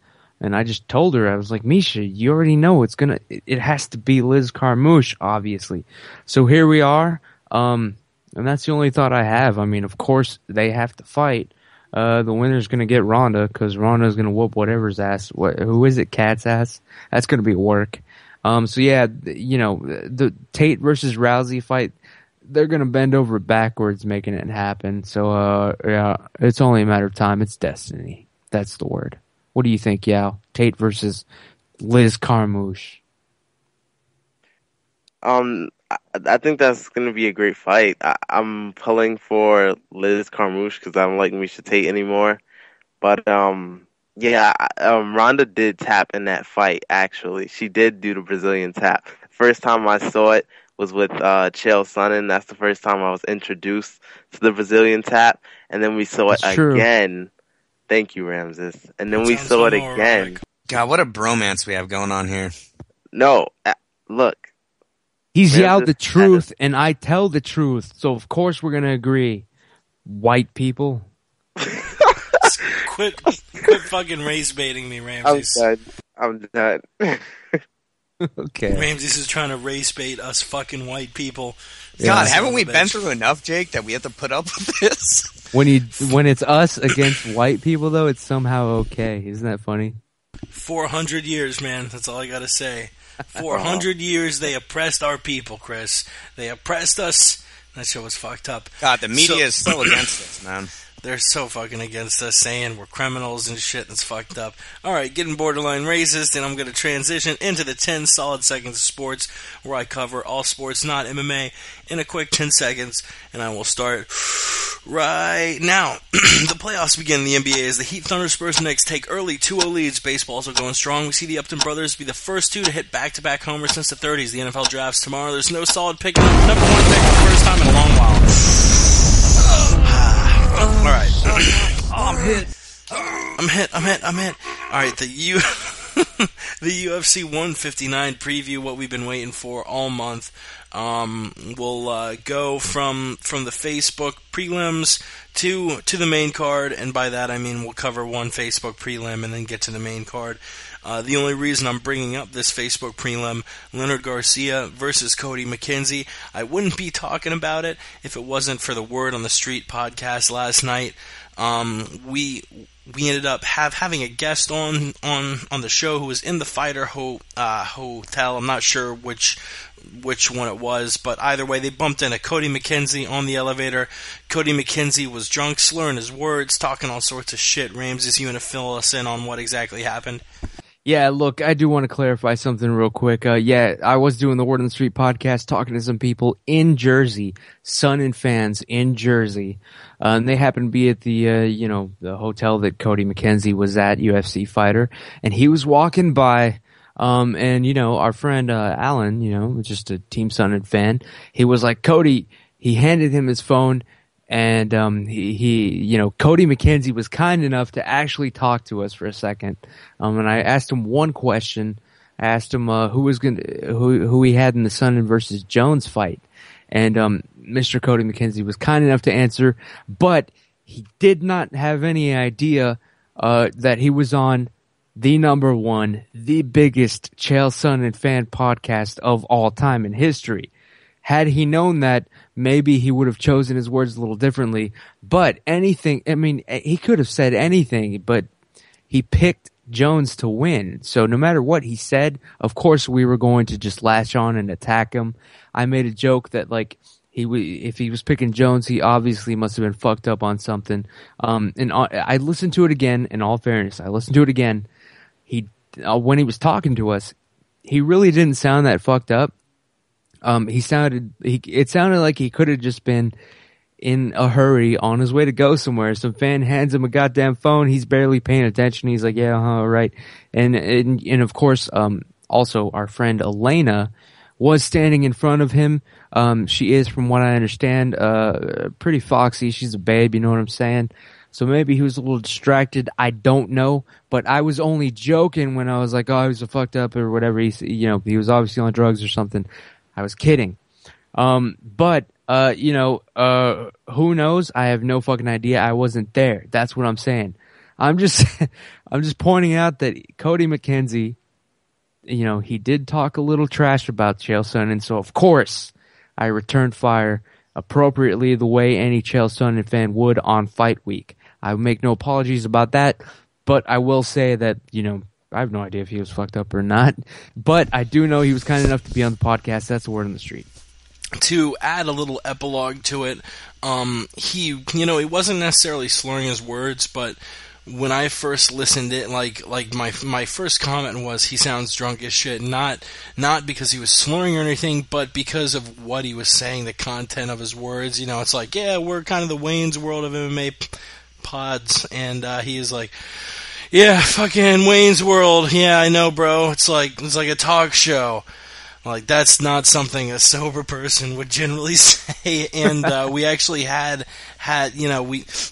him, Chael or John, who you got? It's a pretty standard question. It's the main event in Saturday's card. He's like, really, bro? That's the one fucking question you're gonna ask? Of course, John. Chael only talks his way up, and I can talk. Anyone can talk. Ramses is trying to, he's trying to make good for him a little bit, but I don't know. I also want to say, I don't want to come out. Even Elena said he looked fucked up. Yeah, but what I want to actually point out after having thought about it, obviously, in all fairness, objectively, I don't know what the deal was, and it is possible that it is fight week. He is cutting weight. The effects of dehydration, actually, you're not really all there mentally. It sounds unbelievable, but maybe who knows if this guy's cutting some serious weight and, his mind is going all over the place. Dehydration, it happens. I'm just saying I had no basis to be like, oh, he's fucked up or on drugs or anything. I wasn't there. But if you are picking against Chael Sonnen, you're out of your fucking mind, and that is the word on the street. I mean, honestly, I've never heard of guys starting their cut before Wednesday morning. Thursday morning. Thursday morning and Wednesday morning, or like Wednesday night, are the two earliest I've ever heard cuts starting. And he did also ask Elena where the bars were at. He was going to an autograph signing. Probably. At what? I think it was New Jersey time, 1 a.m.? All right. Look, I'll Cody, stop. I'm just saying, I'll stop anything fucking I up said, all your points. Anything I said was alleged. And Cody, we love you to death. He does train in the Pacific Northwest. He is, I believe he's actually gone toe-to-toe, sparred a little bit with our favorite coach, Jamie the Living Legend Huey. And I just want to say, Cody, man, get your head on straight. You picked the wrong guy. You're going to find out, and you're going to be the one apologizing to me next time for picking John Jones. And he should apologize because, honestly, listening, you were pretty nice to him, and he was being kind of a douche. Leonard Garcia fighting Cody McKenzie. Who you got? I think yesterday you said Leonard Garcia was the most technical fighter in the world, I think, or something like that. He is. Yeah, so I think I'm going to have to go with Leonard Bad Boy Garcia. Chris? Oh, man. I just think that Cody McKenzie is kind of just annoying and into himself and has some life problems. I also think that Leonard Garcia is he's just not that good. The guy gets more gift decisions than, who's a good one? GSP or Ben Henderson. So I gotta say who I got, man. Leonard Garcia, man. He's got that Greg Jackson game planning, and Cody McKenzie is kind of a dud. And either way, loser leaves town. I know that much. Yao, did you have something else you wanted to add in? Yes, I have to take I have to take what I just said back. I have to go against Leonard Garcia. He is training with Greg Jackson. I have to go with Cody McKenzie. Yeah, I mean, you look at his last 7 fights. He is 2-5. Yeah, he's 2-5. He should be 1-6 because one of those wins was his gift decision against the Korean Zombie. His only win was a split decision win against Nam Van. I mean, honestly, you take these 2 split calls away from him against Korean Zombie and Nam Van, he is literally winless in his last 8 fights. Saying that, Cody McKenzie, I don't know. He has fought a lot of good guys, and I'm honestly picking a Leonard Garcia knockout. He swings for the fences crazily, but I just hate seeing a fighter not really respecting the sport and disrespecting his opponent, going out and drinking before the event. Come on, son. Allegedly. We don't know. Allegedly. No one saw him drinking. Nobody. The next fight, we had Jim Miller taking on Pat Healy. Jim Miller actually a big favorite. I like Pat in this. He has Irish pride tattooed on his back, so you gotta respect that. I'm Irish and I am race baiting. Healy is a dangerous guy. We saw with Thompson beating Diaz. These Strikeforce guys are for real. Healy was next in line to fight Gilbert Melendez. I actually think Healy wins this. He is able to force it to the ground. Healy is a dangerous guy. And I actually have him submitting Jim Miller in the second round. You're a smart, wise man, Jake. Because Pat Healy, here's the thing. It has to be his night. He has to be fucking on. When he's on, he'll fucking take out champions, UFC caliber champions. So Jim Miller, if Patrick Bam Bam Healy shows up, you're done, son. Jim Miller, it's all over for you. I am gonna actually put money down on Patrick Bam Bam Healy, not just because he's, Team Son and, training up there in the One MMA, helping everybody out. It is because, he's beating the likes of Condit. Just look at his fucking record. Daly. Yep, just look at his fucking record. It speaks for itself. Jim Miller, you're done. It's all over. Patrick Bam Bam Healy, bet a little bit on him. Bet it. God damn it, cocksuckers. What did you think? Yeah, Pat Healy versus Jim Miller. I am going to have to go with Jim Miller because he will be fighting in his hometown of New Jersey, so he will have the hometown disadvantage. It makes sense, trust me. Everything you said made complete sense, Chris. Yeah, man, that Melvin Gillard, I'll tell you what, dude knows how to win. As far as this fight, Jim Miller and Pat Healy, this is a hard one to call, you guys. I mean, let's get real here. Jim Miller in the UFC has only lost to Gray Maynard, Ben Henderson, and Nate Diaz. The guy has lost to the cream of the tip, and Pat Healy hasn't. He's really good. He's really good. He's a grinder. He knows how to win. But I don't think that he's fought the talent that Jim Miller has. I think Jim Miller is coming off of the fight of the night, candidate for fight of the year against, last year against Joe Lozon. So I got to go with Jim Miller on this one. I think Jim is gritty, Jim is tough, and I think that he has faced far superior talent than Pat Healy. And I think that he's a better grappler and a submission artist than Josh Thompson, who ironically tapped out Pat Healy in their contest. So I got Jim Miller in this one by a submission finish. Nice, we're split down the line on that one. 2 for Healy, 2 for Miller. I do really like both guys. Miller looks just like one of my best friends, but Healy is probably outside of Penn. I think Healy's my favorite lightweight in the UFC. And I'm very excited to see him do big things. If he beats Miller, he's probably one more win away from a UFC title shot. Assuming that Grant and Maynard, also the winner of that, gets a title shot. We'll move on to a light heavyweight bout. Phil Davis taking on Vinny, and I'll pronounce it like the UFC countdown guy said it, Magalhaes. Which it's not Magalhaes. Ramses, if you want to give us the correct pronunciation. Magalhaes. It is not Magalhaes, like the announcer said. Davis versus Magalhaes. It's a very interesting fight. Vinny has been calling out Phil for a long time, saying he thinks Phil is the worst fighter in the top 10. Vinny was given the option to take the fight at UFC 155 on 3 weeks' notice. Vinny, I believe, was weighing 240 pounds at the time, knew he would not be able to make the weight. Davis was in the midst of a 3-month training camp, and Vinny was admittedly a little out of shape.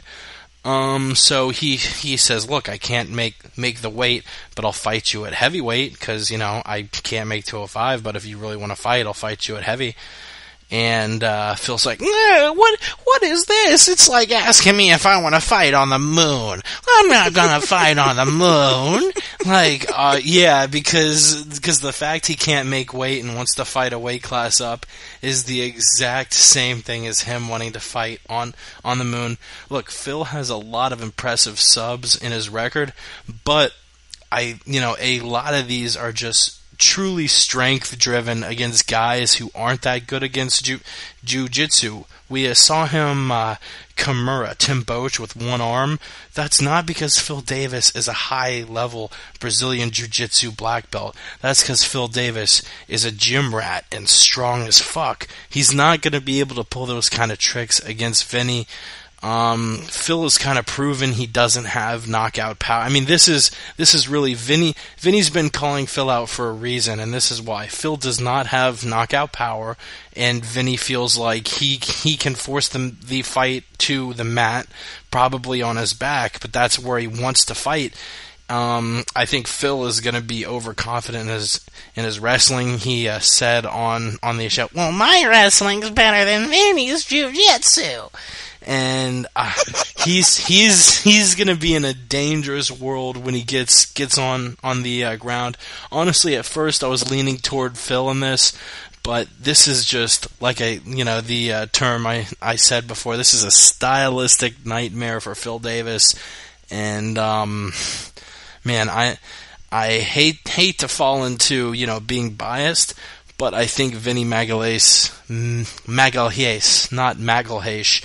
I think he wins this one via second round submission, rear naked choke. Vinny Magalhaes versus Phil Davis, a.k.a. Arsenio Hall, a.k.a. Gregory Hines. This fight here, listen, people, this is real talk. I'm not, I'll slip out of character here. Let's real talk here, seriously. All right, look, we're all just people that follow MMA. We're not sitting here out on Wall Street trading stock tips and this and that. Nobody's investing here. But you know how those rich yuppies up there in Wall Street, they like to talk about, hey, I got this latest stock tip here. You should buy this. It's going to sell. This is the rumor, this and that. Listen, people, the equivalent of that in the MMA world right now, this week, if you want to make some fucking money, you're going to bet it on Vinny Magalhaes. The Viggy. You're going to bet the vig on Viggy, man. Vinny Magalhaes is going to defeat Phil Davis. It's going to be an upset.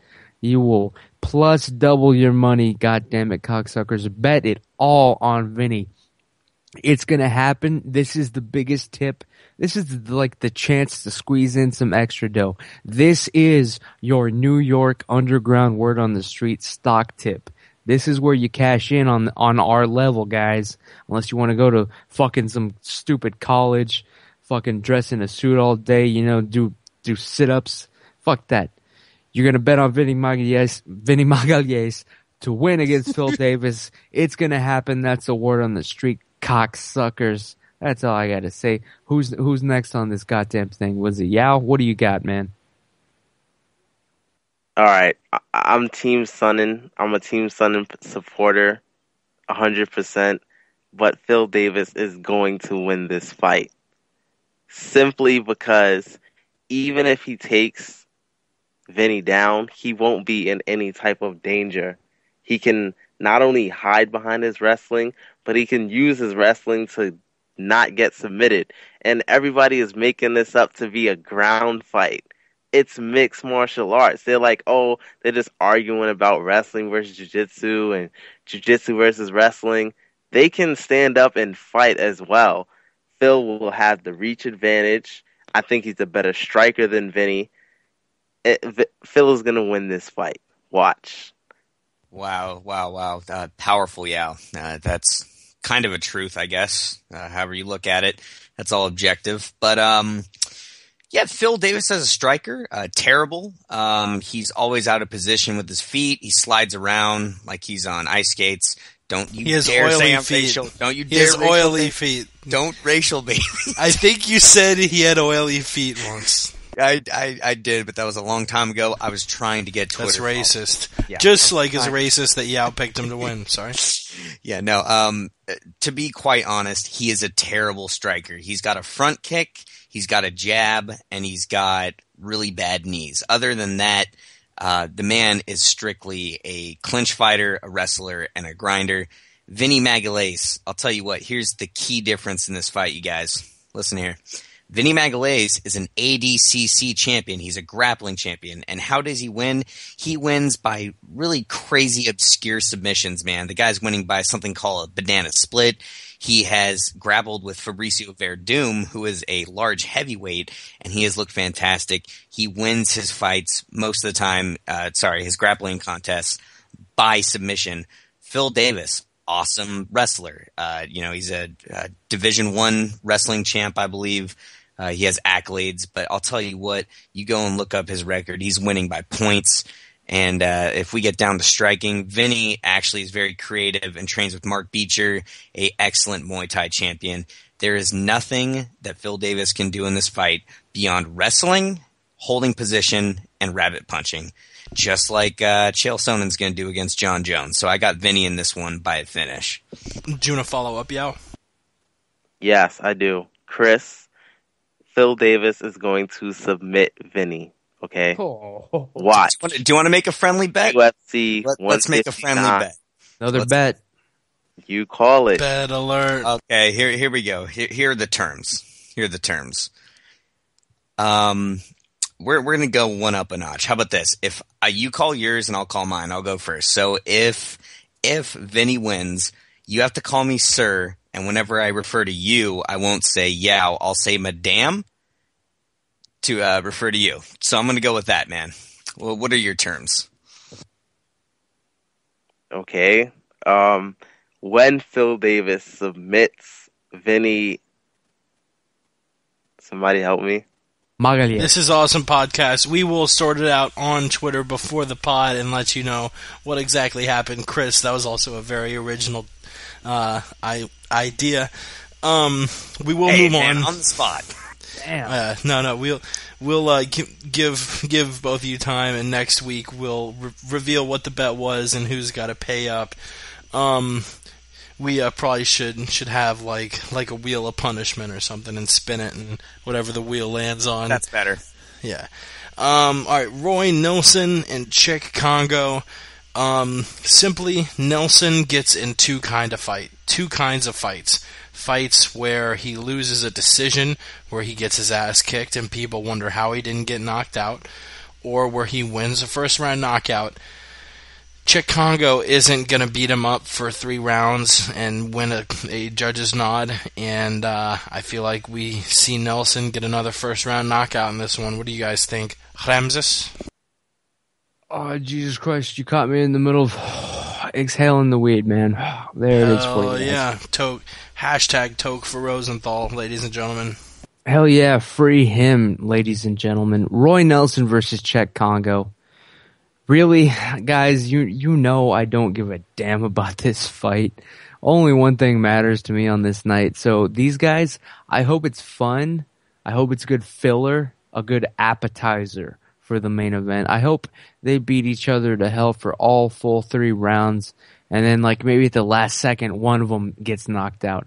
I hope that's exactly what happens. And I honestly don't care if it's the black guy or the fat guy. What about you, Yao?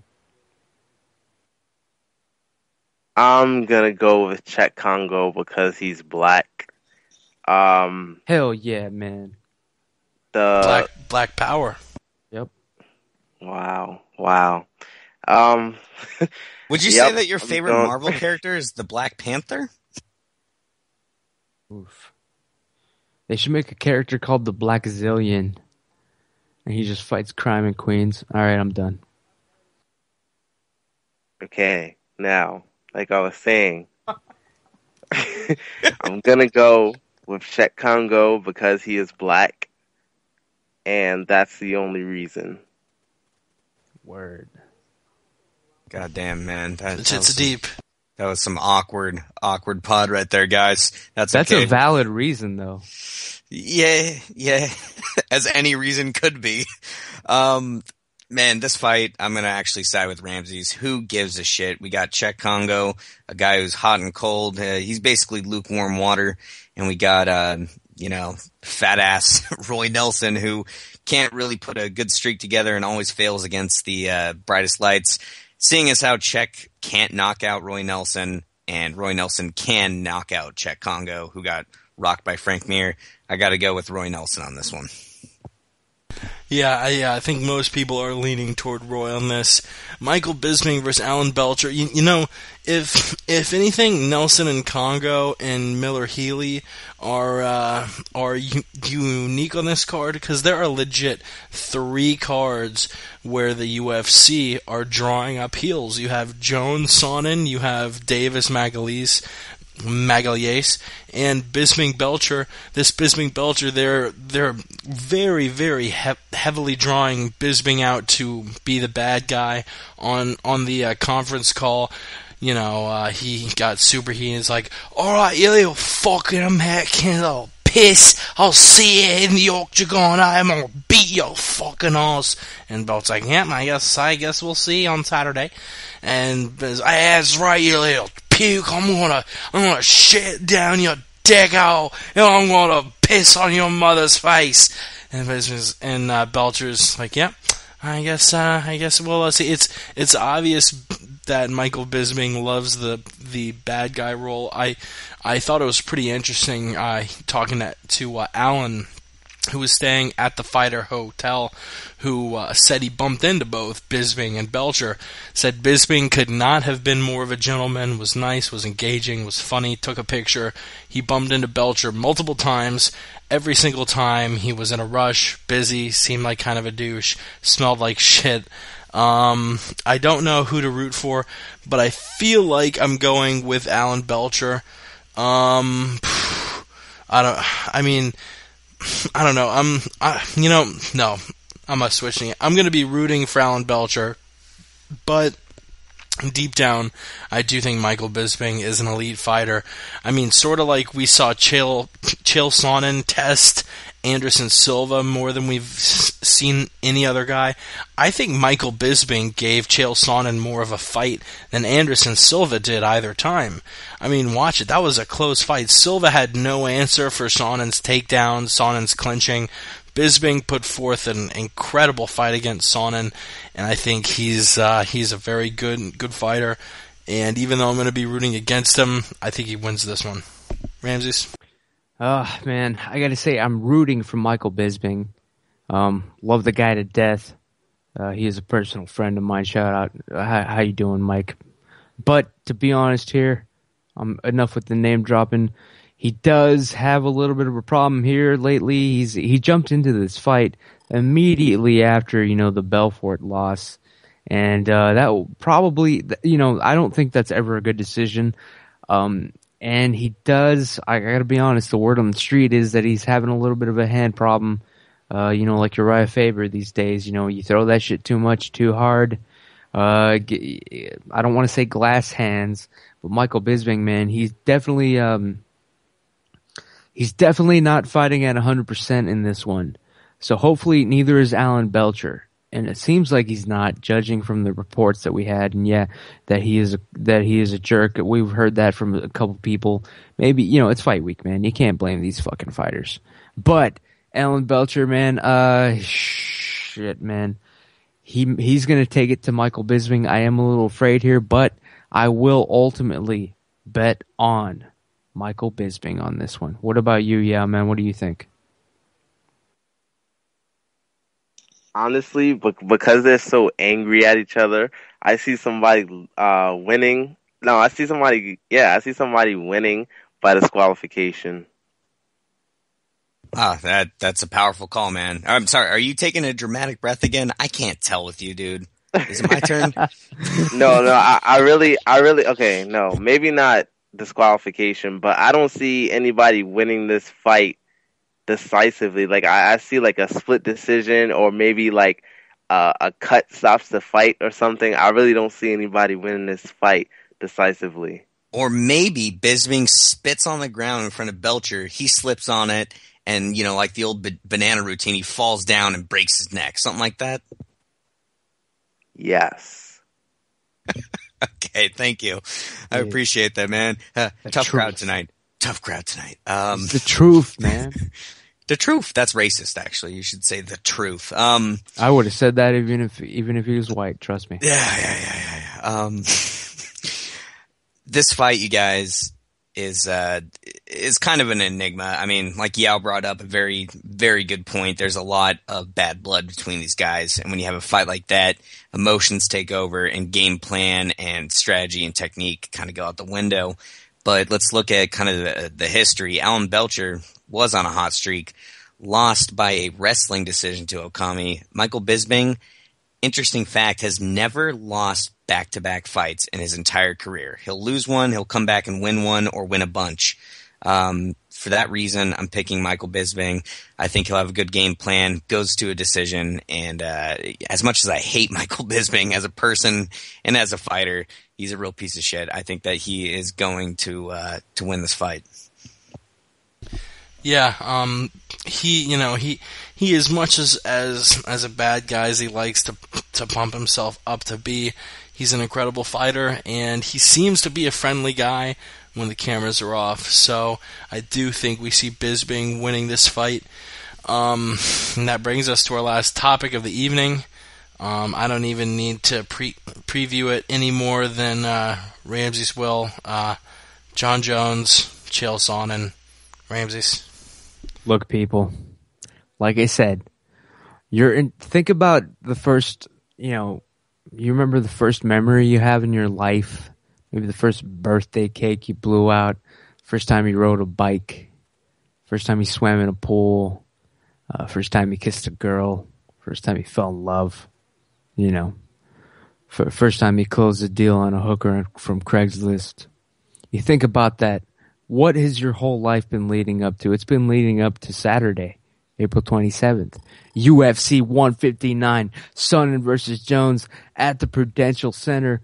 Chael Sonnen is going to fulfill the destiny of mankind when he proves that he truly is the reflection of perfection. We are all going to wish him towards this goal here. He is going to reach it, all right? Look, guys, nobody wants to see John Jones win. Nobody does. He doesn't have any fans. He doesn't have any friends. On April 28th, he won't have any real family left. Shit. Who's going to love you now, Johnny? That's right. It's all over for him, but, he'll get his. He's getting paid. Don't feel sorry for John Jones when he rides off into the sunset. He's got to be a bum. He's got to, you'll see him on this summer. You'll see him all over the Facebook prelims. Chael Sonnen, he's probably going to retire, win or lose. God bless him. This is it, people. I'm saying, literally, all of human existence and reality as we know it could very well be just culminating here on April 27th. After the fight, what if, existence and consciousness just shuts down? What if we all just, quote, die and it's all over? I'll be happy with that. How about you guys? That is the word on the street. Chael Sonnen is going to defeat John Jones via controversial split decision. That is how it's going to go. That is the word on the street. Yao, what do you think? First, I have to say that was an amazing speech given by Ramses. Now, I will be there live. I will be watching live at the Prudential Center in New Jersey, 2 hours away from my house. I will boo John Jones louder than I would cheer for Chael Sonnen. And I would love to see Chael Sonnen win a split decision. I'd love to see that. It would only boost his ego. It would be so controversial, which he loves. And we have a new champion that will be crowned in a matter of 2 days. That's what I'm fucking Chael talking about. P. Sonnen. Yeah, the truth. Fuck yeah, Chris.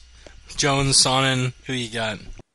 Guys, I digress. My heart weighs heavy right now talking to you guys. On one hand, I can say, and repeat the things I've said in the last month that we've been talking about this stuff. On the other hand, I can spout out some, statistics or, some stuff that I think is going to happen. And to be quite honest, I'm going to step away from that. This is probably the most important moment in this podcast history. All I'm going to say is that I'm excited for the fight, and I will take a side. Saturday night is very important to all of us. And quite frankly, I think John Jones will win. I think he will win not as convincingly as he has in the past against, a litany of well-qualified athletes and fighters. I think he will win on fight night. I think Chael will put on a good performance. I have to take a side. I'm going with John Jones. And I'll tell you what, when the fight's over, I'm not going to do any I told you so stuff. I know that you guys are kind of prone to, not really thinking about reality and coming up with excuses for who lost. So I'll tell you what, I'm not going to make any bets here. I'm just going to say John Jones wins, and when he wins, I'm going to be very nice about it. Lord, you, Chris. forgive him, for he knows not what he does. The way I look, this is going to be a much closer fight than a lot of people are scheduling it to be. Everyone saying, oh, Jones is going to finish him whenever he wants. Chael Sonnen is unlike any guy has ever fight. Jones is saying, oh yeah, I've fought wrestlers like Chael before. I've fought Vladimir Matyushenko and Rampage Jackson. Rampage Jackson and Vladimir Matyushenko were nothing like Chael Sonnen. They're not going to take it to you like Chael Sonnen's going to take it to you. I think it's going to be real close. For a while, I've teetered back and forth. I think Jones is going to win a close decision. I think Sonnen's going to win a close call. My final decision, split decision, 48-47, 47-48, 48-47. The winner and new champion of the world, Chael Sonnen. I think he wins the belt. And I try and I don't know. I try and be biased, but the more I think about the fight, the more I lean towards Sonnen, and typically the guy that I lean more toward is the one who wins. And it's just like, man, like people are saying that John Jones is a nightmare for Sonnen stylistically. No, he's not at all. Sonnen is not going to mix it up. Look, Sonnen's not going to try and stand and keep distance with John and turn it into a sparring match. John knows, or Chael knows better than to stand with John. We're really going to see John Jones tested with his wrestling defense. And I think the main factor is John Jones being overconfident. I mean, we saw it with GSP Sarah, and I think this is going to be GSP Sarah all over again. John Jones is overconfident in himself, sort of like I said last night on the Word on the Street podcast. I think last week I saw John Jones tweet at his wrestling coach saying, "Hey, Izzy, can I borrow your PS3? You think Chael Sonnen's playing PS3? You think Chael Sonnen is questioning his opponent's heart?" What I thought was hilarious is John Jones and his lackey that looked like his fucking half-retarded wrestling coach, Izzy Martinez, on the UFC 159 countdown, saying, "Yeah, Chael has no heart. He quits. He always quits." And then it shows his wrestling instructor like, "Yeah, boss, he quits. He's always quitting, boss." Like, are you fucking kidding me with this fucking lackey character? Like, look, if you watch Chael Sonnen fight Anderson Silva either time, if you watch Chael Sonnen defeat Michael Bisping and Brian Stann, and you think he lacks heart, then, if anything, I think all of us are rooting for Sonnen. If anything, that makes me happy, because it shows me he hasn't watched any of Chael Sonnen's fights. Chael, one of the reasons, probably aside from Penn, I think Chael sort of turned into one of my favorite fighters, and one of the reasons why I like him is because he always leaves his heart and soul inside of the cage. He's absorbed, I think, the third most strikes in UFC history. The guy is a fucking warrior. He plods forward, and if it wasn't for that TKO against Anderson Silva in his last match, which really only happened because he tripped after that spinning back fist. If it wasn't for that TKO, I don't think Chael Sonnen has been finished with strikes since early on in his career. Talking Anderson Silva, almost a decade ago. Yeah. No. I'm saying if it wasn't for that one loss, that really is sort of only because he tripped, and he was literally in the worst spot you can be in the octagon, which is your ass up against the cage. And Silva, that was a perfect move, even though that was a little controversial because he grabbed the cage and the top of his knee hit his chin. It's just Chael has proven he has an iron chin. I don't think John's going to finish him with strikes. I don't see John. John hasn't. When's the last guy John finished a guy with strikes? It seems to be all subs recently. I'm going to say Brandon Vera. Yeah, so he's kind of proven that he can't finish elite guys with strikes. He's been going for submissions, but I mean, I don't really see him getting top control on Chael or submitting Chael from the bottom. So if this goes to the judges, I think a lot of people will be shocked, even if it's 50-45 Jones. What do you think about John Jones calling out Chael, saying he lacks heart, Ramses? Look, the only way John Jones is going to win is if he, somehow gets one through that dazes the people's champion for a second. I'm being realistic. That's the only way he wins. Because, let's face it, to win this fight, to win a decision in Chael's style, he will have to fight a perfect, flawless fight with no mistakes. No mistakes at all. He can't let John Jones get one through. Can't get rocked. He can't fuck up. If he does that, there's no question on my mind he's going to win. So, if he shows up, in the best shape of his life, in the best condition, in the best readiness, and that's the thing. You see him right now in the lead up to this fight, Chael Sonnen is doing the right fucking things. It seems like, people are like, oh man, what's he doing on TV? What's he doing shaking hands with fans, going out to events in the media or whatever. I think he is truly enjoying the moment. He's actually drinking it in this time. He's going to enjoy this fight, the build up to it. He's not nervous like John Jones. John Jones canceled most of his media appointments today. All right, people. The dude is mentally weak. That's the fucking word on the street. So yeah, I don't even remember what the fucking question was. But if Chael shows up at 100%, there's no doubt about it. He's going to fucking win this fight. Johnny Bones Jones. I'll see you later, man. That's all I got to say. Yeah. What do you think about Jones calling out Chael's mindset? I think it's crap, honestly. Like, Chael's one of the his mental toughness is some of the best, if not the best, in the UFC. So as far as him calling out on his heart and everything, I think it's crap. I think it's just Jones trying to say something back to Chael. You know what I mean? That's what I think it is. Chris? Well, guys, I don't really think too much into it, man. Yao brought up a good point. That man has, the biggest arms and the most charm, and he's got the stones of John Home. That guy is fantastic. One point I want to bring up is something very simple, and it's just an observation, and doesn't require you guys to respond to it. If you want to, here you can. Here we go. Okay. So when initially this fight was announced, me and Jake actually had a little conversation about it. Now, Jake scoffed at Chael Sonnen. He scoffed at it. He's like, why is this guy getting a fight against the best light heavyweight ever? I did. In a division. It doesn't make sense. I know. In a division that he hasn't fought in years, we both laughed at it. And as time went on, I've noticed, like a cult, he was brought in to your guys' wing.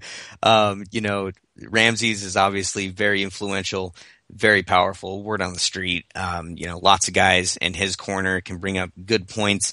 And I've seen my buddy Jake over here just kind of jump ship over and say, well, this could happen, let me finish. This could happen. Undefeated, undisputed. Yeah, so you know what? That brings up a good question. Has he been taken under the wings of a cult leader that doesn't see any logic in what he says, or has he been shown the truth and maybe some things that other people wouldn't know and something I wouldn't get? That's a good question, guys. I don't even know. Yeah, I don't know. It wasn't really me being brought in. It was me realizing that this is going to be a closer fight. And look, if this fight happens 100 times, I think John Jones wins it 70 times, 80 times. I'm not saying that Chael is the more likely guy, but I feel like mentally, I mean, just look at both guys mentally. John Jones looks like a wreck. He's freaking out on Twitter, cousin, be like, Gilbert, you're horrible. Like, Jones is obviously a tenth as mentally committed to this fight as Chael Sonnen, and I think that goes a long way. And I think seeing the way both guys have acted leading up to it has had a lot to do with that. Ramses, what do you think about the way Jones has acted leading up to the fight? I do have to agree with everything you said, man. It's basically, like I said at the beginning, this will be, I believe it will come down to a battle of wills. Of course, there's always the what the fuck, strike out of nowhere that both of them could land, but honestly, it's more than likely going to come from John Jones. But I'm saying this fight, it's not going to... John Jones hasn't fought anyone like Chael because there is no other fighter like Chael. So for that reason, I mean, the guy was the number one ranked middleweight contender for how many years? And what? He's just put on 15 pounds? That's drinking a gallon of water, people, and then fighting somebody else. All right, so now he's up against John Jones, a guy who has more reach, more advantage, more youth. He's Anderson Silva 2.0. Of course, it's going to be a tough fight, but I honestly believe that Jones's greatest weakness is his mind, and you're seeing what this fight is doing to him. First of all, he didn't want to take the fight in the first place. He cowered out for a reason. And in the back of his mind, it's always weighed on him. It's weighing on him still that his coaches didn't believe he could beat an out-of-shape Chael Sonnen on 8 days' notice. Do you understand me? In his mind, he remembers that his coaches told him, it was too dangerous. So that's going to play with him. It's going to, if he has enough confidence to dig down and be the champion that he wants to be, then Chael's gonna have a serious fight in front of him. But as it stands now, it's just a matter of just taking him down and breaking him. And I think he will break him. That's the word. Yeah, mental. I mean, Jones is calling Chael a mental midget. Who has the better mental mindset coming in? I have a feeling like you're going to say John Jones has the better mental mindset because you're a racist. Wrong. Honestly, like John, he's been, I've never seen him act like this before leading up to any fight, except for the Rashad fight, kind of. He was a little bit like shaky in his interviews and everything, but he is like not the same guy that he was in his last fight and his last couple of fights. Like you can tell Chael is much more comfortable going into this fight than John is, which isn't a problem, but it will be. Well, mental warfare only gets you so far, gentlemen. Look at the Diaz brothers. Half of their game is that, and it gets figured out, you guys. What do you mean by that? Well, what I mean is that you're talking about Jones being uncomfortable and Chael being on the winning end of the mental side. But that being said, look at the Diaz brothers. Half of their game is getting inside of their opponent's head. Chael's the best in the business. He is the refined version of the Diaz game. And I think that it will get you so far, but it also could not work. I mean, we don't know. It's going to come down to fight night. Hang on. The Diaz toughness, shit. that's like street tough. That's like a front. All right. I'm sorry. Most people on the streets, man, it's no, a the front, mental dude. game. The mental That's what I'm game. talking That's all about. That's what I'm talking about. MMA mental game. Most of it is a front. I mean, but in this fight, Sonnen versus Jones, we all know who is mentally stronger. I mean, come on, it's obvious. So that is honestly Chael's greatest advantage. That's all I'm saying. That's a good point, actually. I will actually agree with you on that. That is a great point. It is. Chael Sonnen. All right. the last talking point I'm going to bring up about Jones versus Chael before we send this baby off into the internets. John Jones versus Chael Sonnen. I don't know, just it's been such a contentious build-up. It started off with tough. They weren't really going back and forth. I mean, how much really... I mean, Jones really seems to be sort of set off by Chael saying in some interviews, "Oh yeah, I'm not even thinking of anything personally." In other views, he's saying, "Oh yeah, when I step in the cage, I'm really going to remember that he said this and that." What really is going to be... Pardon me. What is going to be the John Jones mindset going into the octagon? Oh, Jesus. He's going to be scared out of his mind. You remember Uriah Hall last weekend? He was shaking the mouthpiece out of his goddamn mouth. That's going to be John Jones, all right? He knows if anyone's going to beat him, it's going to be the dude who pretty much almost beat Anderson Silva, people. He knows that, all right? This shit is serious. He backed out of it the first time, and he knows that. Everyone knows that. And John Jones is not shy. His greatest fear is being embarrassed in front of people. And he knows that the one person that can possibly do that to him is Chael Sonnen. His mindset, he's going to be a goddamn wreck. I love it, Johnny. You hear me, you son of a bitch? You should be nervous. It's all going to come apart. Not even your wife's going to look at you the same, your kids. You're not going to be the champion anymore.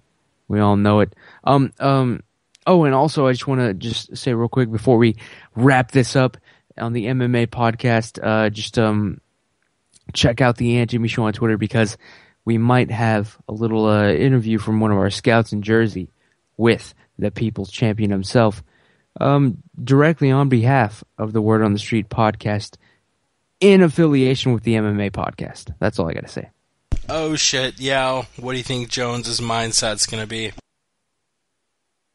I think he's going to be like terribly, terribly out of it. Like he's never had an experience like this before. And I know it probably sounds corny, but it's true. Like Ramses said, one of his biggest fears is being embarrassed. He get terribly embarrassed on Saturday night, knowing that he's facing a guy that can not only take him down and beat him up, punch him in his face, but can out kickbox him too. So it's going to be interesting. Guys, listen, being on this podcast right now and being, kind of alone in my objective sense, I think it feels like life of pi. I am on that boat. I'm pi and you guys are the tiger. You're all closing in. You're trying to kill me. You're outsmarting me. But I think there's something that I know about surviving, and I think that maybe in the end I survive. We'll see. God bless you. Ramses, do you have any... Oh, man. Ugh. So I was thinking giant... More beef jerky? No. I was fucking taking a giant gulp of this, like, tiny... How the fuck big is this can? It's a tiny-ass can. This is a 7.5 ounce can of Diet Pepsi, and it's been sitting here. Literally, I cracked this tiny little Diet Pepsi open when the podcast started. I was like, shit, it's starting to get warm, and this shit's almost over. And I was like, kind of half pounding it, and then you finished, and I just took a big gulp of cola, and I was just like, oh my god, the carbonation. Diet Pepsi is not even worth it, man. It's not even worth drinking the way it tastes. Hell yeah. You got to get the Diet Dr. Pepper because it actually does taste 90% like the real Dr. Pepper. And on that, I think that there is no other way to kick off the music and send this ship out. Yeah, he did. Diet Dr. Pepper. Go get some Diet Dr. Pepper. And what better to compliment a Diet Dr. Pepper with a W Burger from Wally Burger Austin. That shit is delicious. They got the best shakes, the best fries, and the best burgers in the local Austin area. And I just hooked Ramses up with some free food, hopefully. Speaking of, Ramses, plug Word on the Street for a hot second. You have to follow me on Twitter just for this week, and then you have to unfollow me. I don't want to hit 1,000 followers, so only 6 people. 6 people listening. All right, any more than 6 people, I'm just going to quit Twitter. Follow the Ant Jimmy Show on Twitter. this week because I am bringing you UFC 159 exclusives. Hopefully I'll bring you one either tonight or tomorrow or sometime. Interview on behalf of the Word on the Street podcast with Chael Sonnen, I think. But at least we will hear from him, and we will definitely hear from Coach Jamie, the living legend, Huey.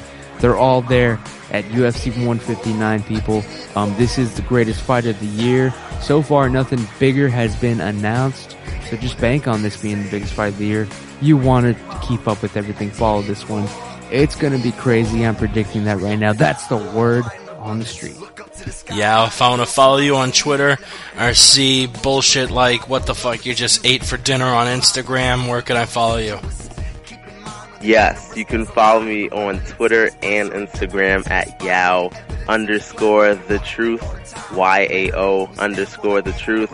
I will be at UFC 159 at the Prudential Center in New Jersey this Saturday. I'll be tweeting out pictures, videos, information, whatever you want to know. And make sure you watch that fight.